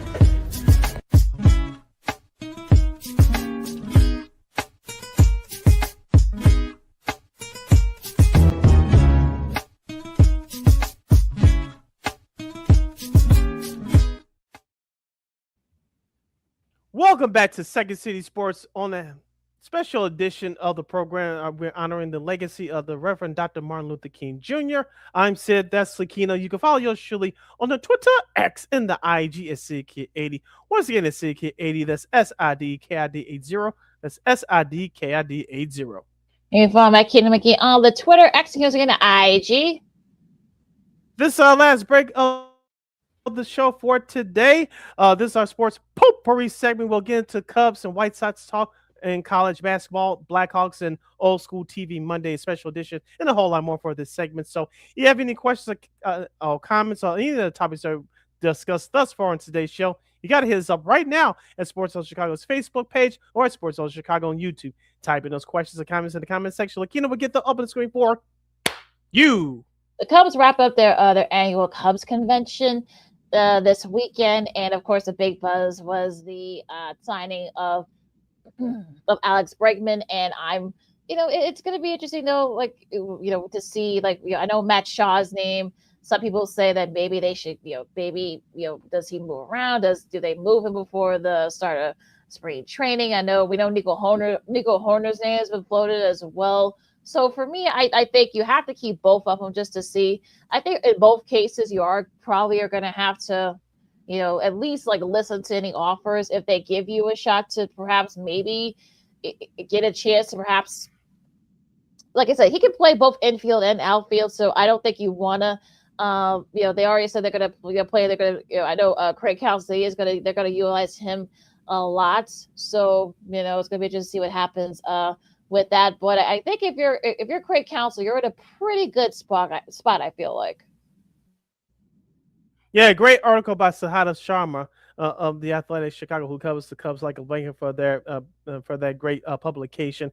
Yeah, I read some of those quotes too. They came out of the Cubs convention this past weekend, and Matt Shaw played a lot of outfield when he was at the University of Maryland. Didn't do that much when he got to the got into the minors, and of course, he didn't do that at all with the Cubs last year. So, if Jed Hoyer and Carter Hawkins, if they don't make a move for a right fielder between now and the start of spring training or the start of the regular season, I think Max Shaw could be your starting infielder, platooning with somebody else. We'll see what happens there. We know that Ian Hampson left, and of course, P. Crow Armstrong is your anchor at center. So, and both those guys did a heck of a job defensively last year. So. Right field is something that shouldn't be messed with, but if Matthew Shaw could be that glue off the bench and come in and play multiple positions, that's if he could do that, he'll definitely be a valuable piece to the team. Because remember, Willie Castro, who was that guy last year after he was traded from Minnesota to the north side, he left to go to Colorado for a couple of years. So the Cubs got to find that person to at least hold down that fort in right field. And Matt Shaw is up for that challenge. He says he is. I'm all for it, but I want to see if Jed and Carter can make a move to get an experienced right fielder first.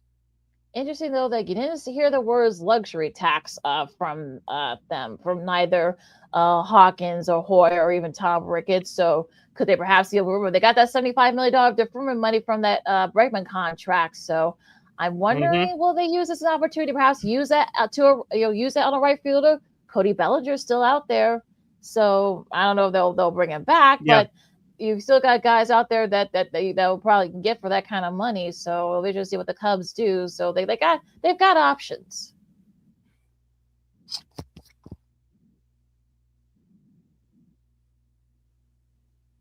Yeah, you brought this name up for the White Sox, as we'll talk about them shortly. But do you think Michael Conforto is a realistic option for the Northsiders? I mean, he is kind of like that utility guy. He could play, outfield, but he also play a little bit of infield too. I know infield, that's outfield is more his bread and butter, but he is a guy that, that's going to be interesting too. Like, he won a championship with the Dodgers. I know injuries is really that's really what they got to worry about with Conforto, but when he is healthy, he is one of the best, mid-level outfielders. So he probably could get him for the cheap. We'll see. But yeah, I mean, I know the White Sox. Speaking of the White Sox, I know that I saw that last week with you and our girl Christine Matt from KXRB. That the White Sox might be interested in bringing him back, but could he benefit even more from going to the Cubs? Probably too. So he'll have his choices. Yeah, if he's not the choice for the Chicago Cubs, as I said last Friday on the show, he'll definitely be an interesting choice for the White Sox. You can get him on the cheap. You can have him play there for a year or until the July 31st trade deadline to hold down that for rookie Braden Montgomery, assuming that he's going to be brought up in 2027. If you sign Conforto, if he plays well enough, if you're the Southsiders, you could trade him at the trade deadline, get some prospects back, and go on from there to build up your depth within the starting rotation and their bullpen. Now, speaking of their bullpen for the White Sox, I know we talked about Sean Newcomb on the show, on one of the shows last week. I thought that was a very good signing. Their starting rotation looks okay. I think still you need another starter. I know you're banking on Noah Schultz and Hagen Smith to be the future of your rotation whenever they're brought up sometime this year, later on this year. But I think for the White Sox, you need another veteran starter. And who's going to close games? Will it be Grant Taylor? Will it be Mike Vassell, who did okay last year in his role? And we know Grant Taylor can throw it like over 100 miles an hour, but you don't want his arm to be blown out. I know he said that he wanted to be a starting pitcher eventually, but you saw what happened with Michael Kopech, and you don't want to go down that road. But for the Sox, a veteran starter, still a right fielder, and you need to, if it's Mike Vassell, fine, but you need to go get another veteran bullpen arm who has the potential to close games out. The Luis Robert Jr. thing is going to be interesting for me, especially as we get into the spring training. I know that the hope is that he might be back by spring training. So, I mean, it'll be interesting to see if Chris Getz could get something for you. I don't think you're going to get a top prospect. I'm hoping he's kind of out of that mindset where he'll be able to get one. You may get a top 15, top 20 guy at the most. So I think it will be interesting to see what he'll command. I mean, it's going to really depend on if he plays in spring training. Does he do good at spring training enough for them to perhaps maybe move him for some big prospect? I don't know, but I don't know if look at Eloy. Is he even in the league right now? We know you traded him to Baltimore, but yeah, he's with the Toronto Blue Jays minor league organization. So yeah, so he's kind of disappeared. So yeah, it's going to be interesting to see, but that's going to be a fascinating storyline for the White Sox too. Yeah, I know that Lightning struck twice with GM Chris Getz, getting those prospects for Garrett Crochet a couple years ago, and of course, same thing with situation with Dylan Cease, but he's definitely looking for the perfect deal. I'm using air quotes here for those of you just listening, stepping away. Chris Getz is looking for that perfect deal for release Robert Jr. We know that the worst kept secret is out. We know that the Mets were in on him. The Cincinnati Reds were in on him. So when Chris Getz thinks that he can get that perfect deal for release Robert Jr., there'll be a moment that he goes. As I said at the end of last year, I'll still say it here on January 19th. Luis Robert Jr. will be your center fielder come opening day when the Sox take on the Brewers on March 26th on the road in Wisconsin. So if you traded him right now, who's your wherever piece you get back? Is Brooks Baldwin your center fielder? No. Is Andrew Benintendi? Hell no. It's not Lenine Sosa? Hell no. So just hope I know Chris Getz knows that you don't have a solid backup to play center field right now if you traded Luis Robert Jr. It depends on who you get back, but as of right now, if you traded him away for some prospects that are not ready yet, Brooks Baldwin and all those other guys that I mentioned, they're not ready to play center field. They don't even have the defensive attributes that Luis Robert Jr. has. So like I said before, and I'll say it again, until I'm proven wrong, Luis Robert Jr. will be on the opening day roster when you go to Milwaukee and face the Brewers on Thursday, March 26th. Whether White Sox fans like it or not. So yeah, so it could be interesting to see. Mm-hmm. Of course, spring training starts on Valentine's Day, but you still got guys. You still got guys like Framer Valdez, Cody Bellinger, Zach Gallen, Lucas Giolito, of course, former White Sox, out there on the market. So it's gonna be to see where those guys go, especially now that Tucker and Bichette have signed. So that's gonna be interesting too. And also if Therese Schoolball's moved. That's just the Detroit. I don't know what the hell you're doing over there, but okay. But yeah, they'll be interesting. Like, so we'll keep you guys updated if there's any more big signs. As listen to Second City Sports on Sports Zone Chicago. LaKeena, McGee, Steve Brown with you. Gonna switch gears here and talk go back to the hardwood, but this time a little college hoops action from over the weekend. Let's see. We'll start with Illinois. I think Illinois. I think they're starting to kind of find their. Yeah, I think Illinois is starting to find their rhythm. I feel like I know they've had their games, but yeah, they Minnesota held tough before a little bit. This was from Saturday, but just too much firepower for Illinois and for that matchup there. Zalmanir Ivicic, that's his name, folks. Look, like I said, 18 points off the bench. He led the score for the Illini. Keaton Wagler had 17 as well for Illinois. So, Sid, what do you think about this matchup? And can Illinois keep it up? They're 6-1 in the Big Ten, 15-3 in overall. I know Illinois has some tough games coming up. This was an important win at home on home court last Saturday. I like the way this team is playing right now. Like you said, it looks like they finally start finding their groove. I know they didn't shoot the ball particularly well overall at 41%, but you're encouraged that they shot the ball well from three-point range at a 37% clip, 13 or 35 overall. But you mentioned by Keaton Wagler. He's really come on these last 5-6 games. And I said him and Pesha Stojakovic's son, Andrei Stojakovic, and Kyle Boswell.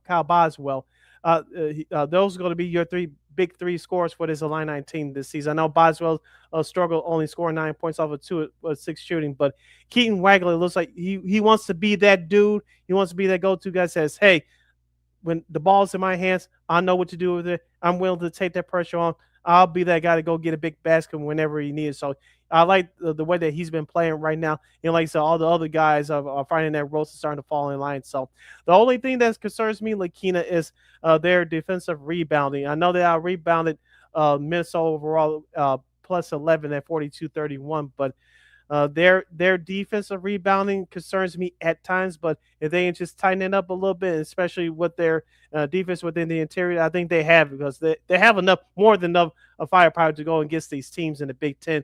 It's just their defense, especially within the interior, and that's just a slight concern for me. Yeah, they played Maryland on Wednesday. Then they get Purdue after that on Saturday at Mackey Arena. That's going to be tough. Yeah, so they've got some tough games coming up. So we'll see if Illinois can keep it going. Just take care of business as the teacher's supposed to be. Didn't worry about the Purdue's and the Nebraskas later. Now, speaking of Nebraska, they pull away from Northwestern. They stay undefeated. Price Sanford had 22 points. He was also 4 for 5 from 3-point range. That kind of they did, the Northwestern credit, they get down to 8 for like 2 seconds, but Nebraska shows you why they're one of the few undefeated teams left in college, men's college hoops. So they took care of business there. Arizona, they pulled away from UCF. Cincinnati upset Iowa State. I think Iowa State is kind of getting back into reality here, losing to Kansas, now beating Cincy. Now, Cincy did get that's their kind of like their signature win, so they needed that. Connecticut, they had to slug it out, but they did beat Georgetown. Michigan, they held off Oregon. Purdue, speaking of Purdue, they held off SC. Duke, no trouble with Stanford. Nebraska, let's talk about Nebraska earlier. Gonzaga, no trouble with Seattle. Florida, they knocked Vandy off the ranks of the unbeaten. Texas Tech, they took JT Toppin, Obi's kid brother, 27 points. They beat BYU, Michigan State, I should say, they beat Washington. California, Mad Dog Matson's out there for coaching at California. They upset North Carolina. They did that strategy where they got it, and unfortunately for Hero Days' Tar Heels, they go 0-for out there in the Bay Area. Of course, they lost to Stanford earlier last week. They go about an hour across the bay, and they lose to the Cal Bears. Should North Carolina fans be worried? A little bit, but I don't think it's gonna be like, oh, this is gonna ruin their season. I don't see that happening. Should be slightly concerned, yeah, but I don't think this is gonna ruin their season. I think Hubert is gonna have his guys back focused and ready to go. They're still right to the top 15 in the country, so I think they'll going back home. They'll get back on track. Speaking of Mark Madsen, LaKeena, did he do one of those silly dances like he did back in the day? He was one of the last guys off the bench doing those early 2000s teams with Kobe and Shaq. I remember that. I think it was 2001 or 2002. He up there doing a little silly arm dance. I was like, he could have done that after the victory last Saturday against UNC. He could pull that out, the rabbit out. He has mentioned.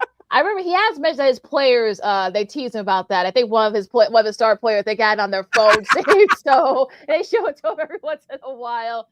So, but he loves it though. But he said that's why a lot of them said that's why they play for him, because they love the fact that his energy, he gives great energy, and he's actually so far, hopefully they'll be back into the tournament this year. They got his nice little signature win, so that should help them. They also beat Notre Dame, like I said earlier, to start conference play.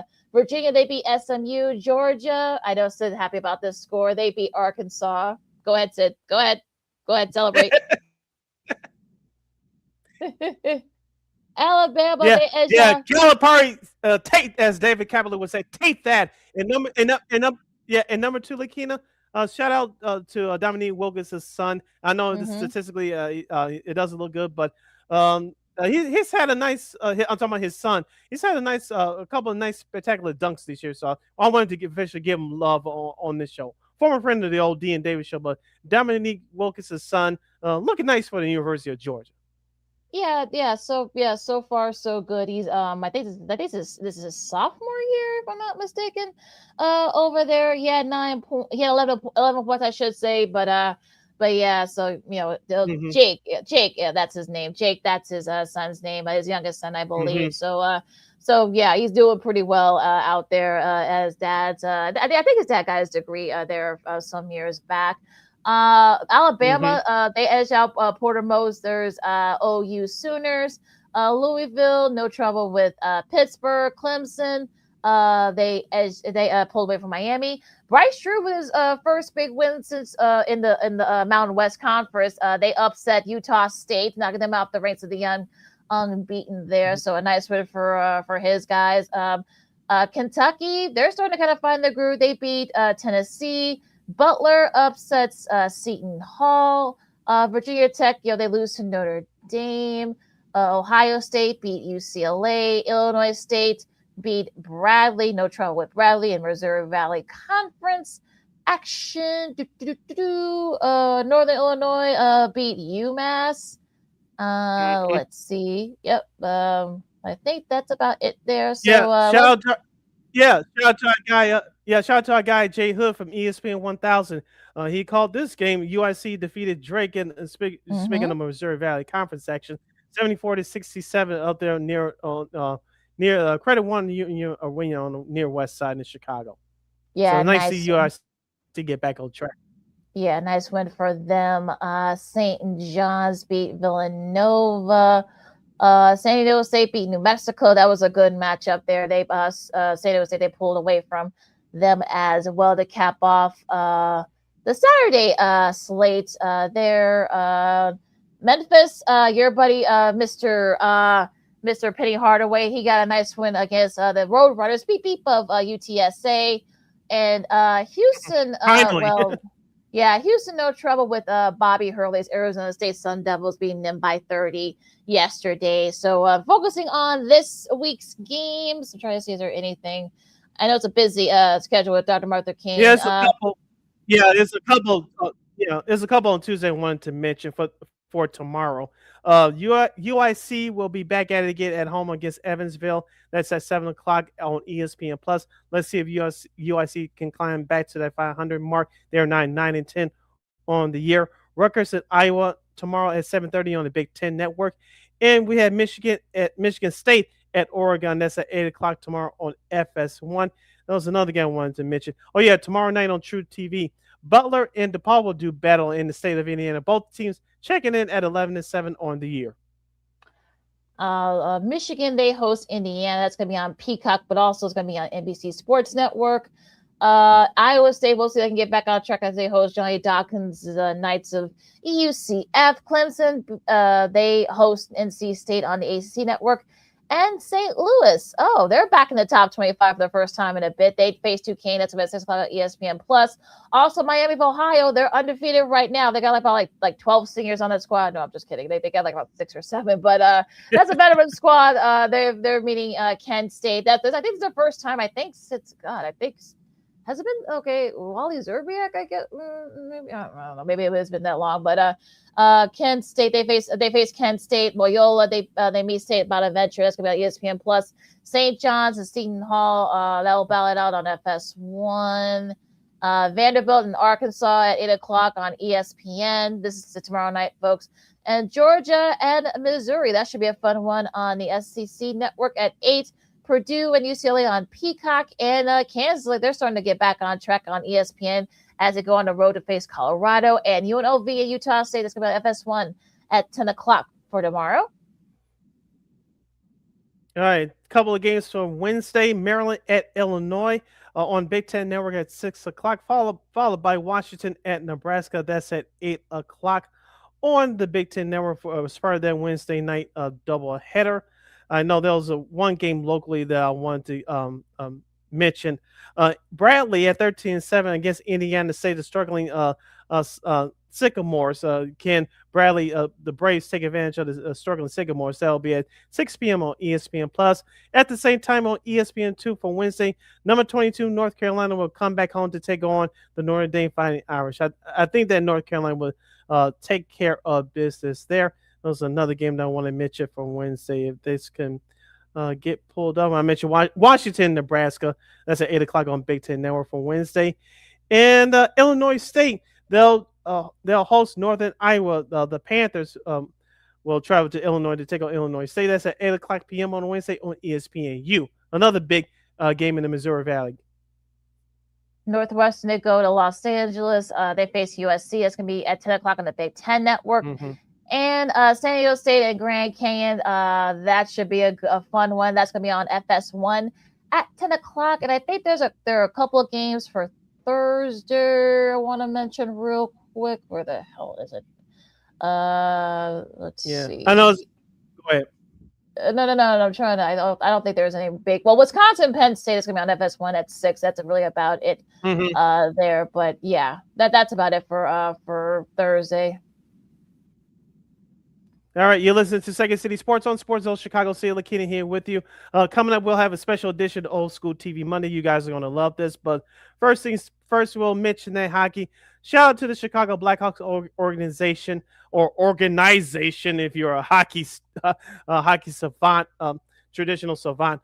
The Blackhawks, along with the other 5 original 6 teams, are celebrating their 100th anniversary seasons around the National Hockey League. The Blackhawks brought back the majority of those Stanley Cup teams from the 2010s. Of course, RIP Ray Embry from that 2013 team.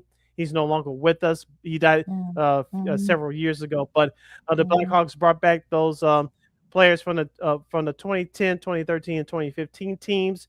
They had a beautiful ceremony before the loss last Saturday night against the Boston Bruins.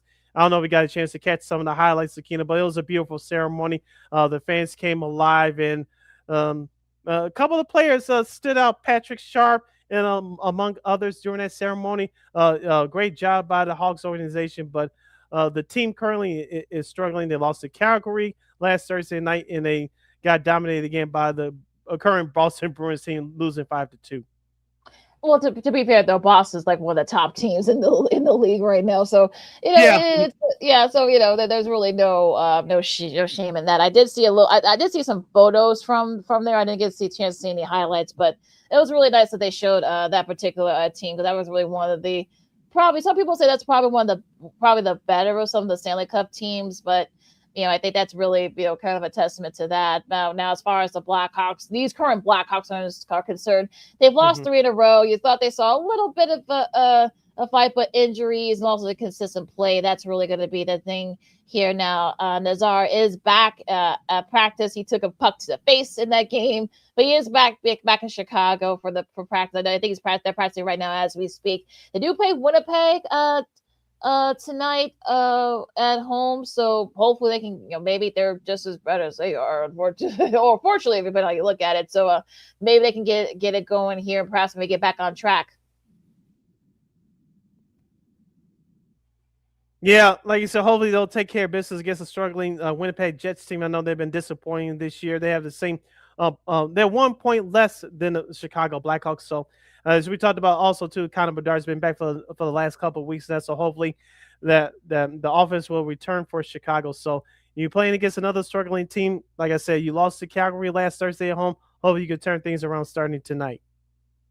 Yeah, and looking at their schedule going up until the Olympic break, I mean, it doesn't get any easy. They face Carolina on Thursday, and on Friday they face Tampa Bay. That game will be on ESPN.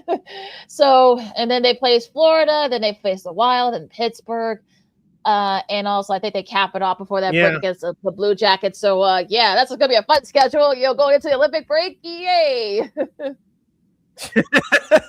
Yeah, especially for especially for a team like the Blackhawks, they're trying to establish themselves and be competitive. Yeah, and that's going to be a tough stretch to end the first half of the year and going into the Olympic break. So we'll see what this team is made of. All right, now of course, is that time of year. We're in mid-January. I know it's cold here, but it's nice and warm out in Australia. The Aussie Open has officially started, and Coco Gauff, she won her first round match, and so did Novak Djokovic. Your girl Madison Keys, I believe, plays her first round match. She's a defending champion later on tonight, so I'm sure Sid's going to make sure he tries to watch that. That'll be on I think that's going to be on ESPN, I think Plus. Yes. So it's going to be on. Yeah. So we'll see if she can go in there. Now on the men's side, you got to think that Yannick Sinner and Carlos Alcaraz. Yeah, I think those two are the favorites for that one. They've won the last 2 years, so. We might be getting another matchup. Do you see Djokovic perhaps maybe sticking in there, perhaps maybe derailing that? As the old saying goes, there's always a chance. So you never know. Yeah, and I know the women. It's pretty much what it was. You got to think that Golf. You got to think she'll be the favorite. Of course, Maddie Keys. Of course, she's gonna. I think she's really gonna be up there too. I know she's a lot healthier now. I know she's had injuries. The last few months of the year, so hopefully she can get back on track there. So yeah, it should be a fun one down there. You can watch all the action on ESPN Plus. I know tonight, of course, with the national championship game, of course, you're gonna be watching on there. But the rest of the time, you'll see it on the ESPN family of networks throughout these next couple of weeks. All right, you listen to Second City Sports on Sports Zone Chicago. LaKeena here with you. As usual, around this time, we like to end the show on our Monday shows with a bit of a smile on your face, taking you down memory lane for old school TV Monday. With this being today being the Reverend Dr. Martin Luther King Jr. holiday, we usually salute an old school TV show or special, but yours truly has taken a turn for the better. We're going to the movies. That's right. And yours truly wants to salute the 2007 film, The Motion Picture, Talk to Me, starring Don Cheadle as Ralph P.D. Green, Cedric the Entertainer, Taraji P. Henson, and among others. Talk to Me was a biographical film directed by Casey Lemons and starred, as I mentioned, Don Cheadle, Taraji P. Henson, Cedric the Entertainer, Mike Epps, and Martin Sheen, who was the station owner played the station owner for the old WJOL in Washington, D.C., AM 1450. It was about a Washington, D.C. radio personality, Ralph P.D. Green, an ex-con who became a popular talk show host and community activist, and Dewey Hughes, his friend and manager. The film spans the time period from May of 1966 until January of 1984, ending with P.D. Green's memorial service. The film premiered as an opening night film of the 2007 Los Angeles Film Festival on June 22nd, 2007. It opened in North America in a limited release on July 13th of the same year, and a nationwide release on August 3rd, 2007. Yeah, unfortunately, P. Green himself died in 1984, and I'm not spoiling anything. That's what happened. And he, like I said, he was definitely a trailblazer in a lot of ways. I mean, he definitely became a voice for the Black community, and he was kind of like Howard Stern before. Well, he wasn't that outrageous, but he was kind of like, I wouldn't say Howard Stern, but he was definitely like one of those shock jocks before shock jock was a thing. And so, we're talking like, the 60s and the 70s where, it was kind of, some of the stuff that he said were controversial, but he was right with all the stuff going on and with race relations and stuff like that. So he definitely was that trailblazer there. And I think the movie did a really nice job of kind of like, they didn't go too far into the weeds because they didn't want to, offend a lot of people, but they did, get to like the brunt of what really made P.D. Green so successful back then, especially.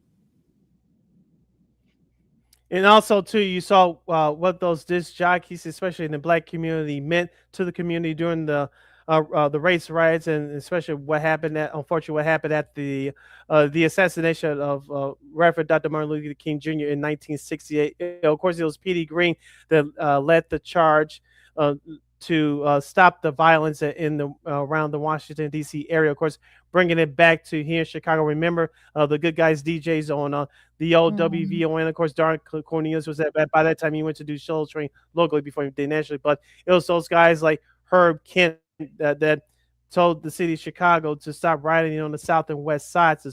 And what P.D. Green did, and what that story was told in that movie, we know a few DJs that did that here in Chicago. Of course, there were other DJs across the country that did the same thing after the assassination of the Reverend Dr. Martin Luther King Jr. But I watched that film last night, LaKeena, after the Bears game, and I'm not saying not all these names I'm going to mention that they fit the same well as P.D. Green, but you think of the guys like Eddie and Joe Bo. I'm not saying they were activists and all that stuff, but as far as entertainment and shock jock, you can equate P.D. Green, those two guys, to P.D. Green. Of course, Doug Banks, of course, this year is his 10th anniversary year of him passing away. Of course, we talked about Tom Jordan. We honored him for his birthday a couple months ago.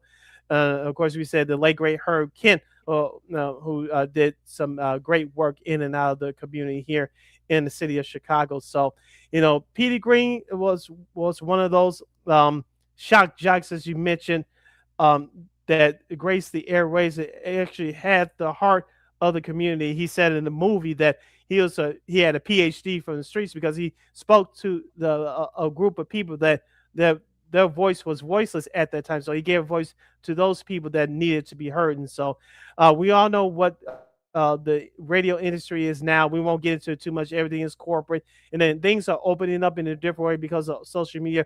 Both of us are taking advantage of, along with a whole lot of people. But those kind of voices back then, especially during a changing time in America, those voices were needed.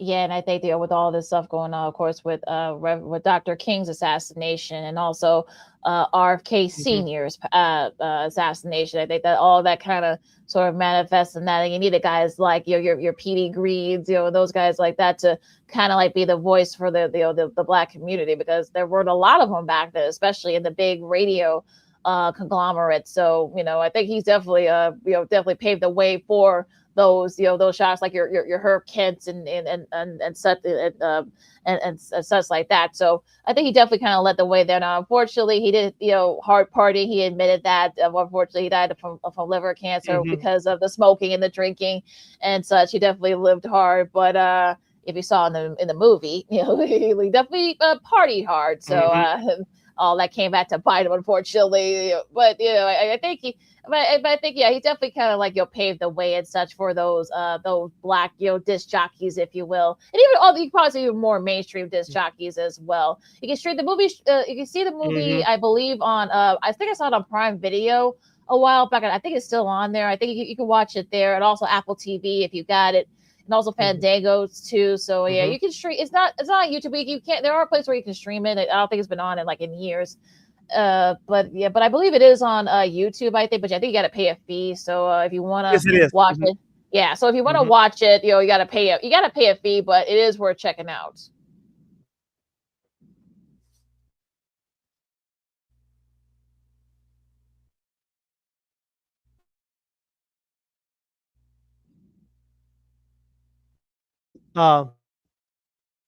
Last night I thought of two of Stuart Scott. Of course, we talked about his documentary when it premiered on ESPN in last month of December. Some of the personalities and the catchphrases that people was doing during his time period from the 90s and the early 2000s. So Stuart Scott definitely. All right, absolutely. So for Old School TV Monday, we salute the 2007 movie starring the wonderful Don Cheadle, among a great, Taraji B. Henson, another great cast of Talk to Me for Old School TV Monday. Sid, take us home. All right, you can follow yours truly on the Twitter, X, and the IG at SidKid80. Once again, it's SidKid80. That's SIDKID80. That's SIDKID80. You can follow LaKeena McGee on the Twitter, X, and the IG.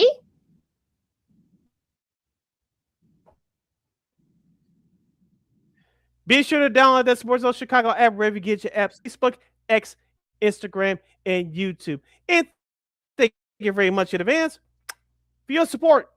Like, share, subscribe, and tell your friends. Be sure to catch Second City Sports Live They Live in Color every Monday, every Friday from 12:15 to 2:15 p.m. Central Standard Time right here on Sports Zone Chicago. One more again, as the kids would say. Be sure to catch Second City Sports Live They Live in Color every Monday, every Friday from 12:15 to 2:15 p.m. Central Standard Time right here on Sports Zone Chicago. And of course, if you miss an interview, if you miss a segment, don't worry. You can catch the replay on Sports Zone Chicago anytime, anywhere on the Facebook and YouTube channels. One more time. So if you miss our NFL picks, if you miss a segment, talking baseball or college hoops or NBA, you can catch it anytime, anywhere. Of course, replays of our show, Sean Sierra Sports, the Smoke Fellas. You can catch it anytime, anywhere, and especially if you're off today. You can catch up on anytime, anywhere on Sports Zone Chicago's YouTube channels. And we will provide.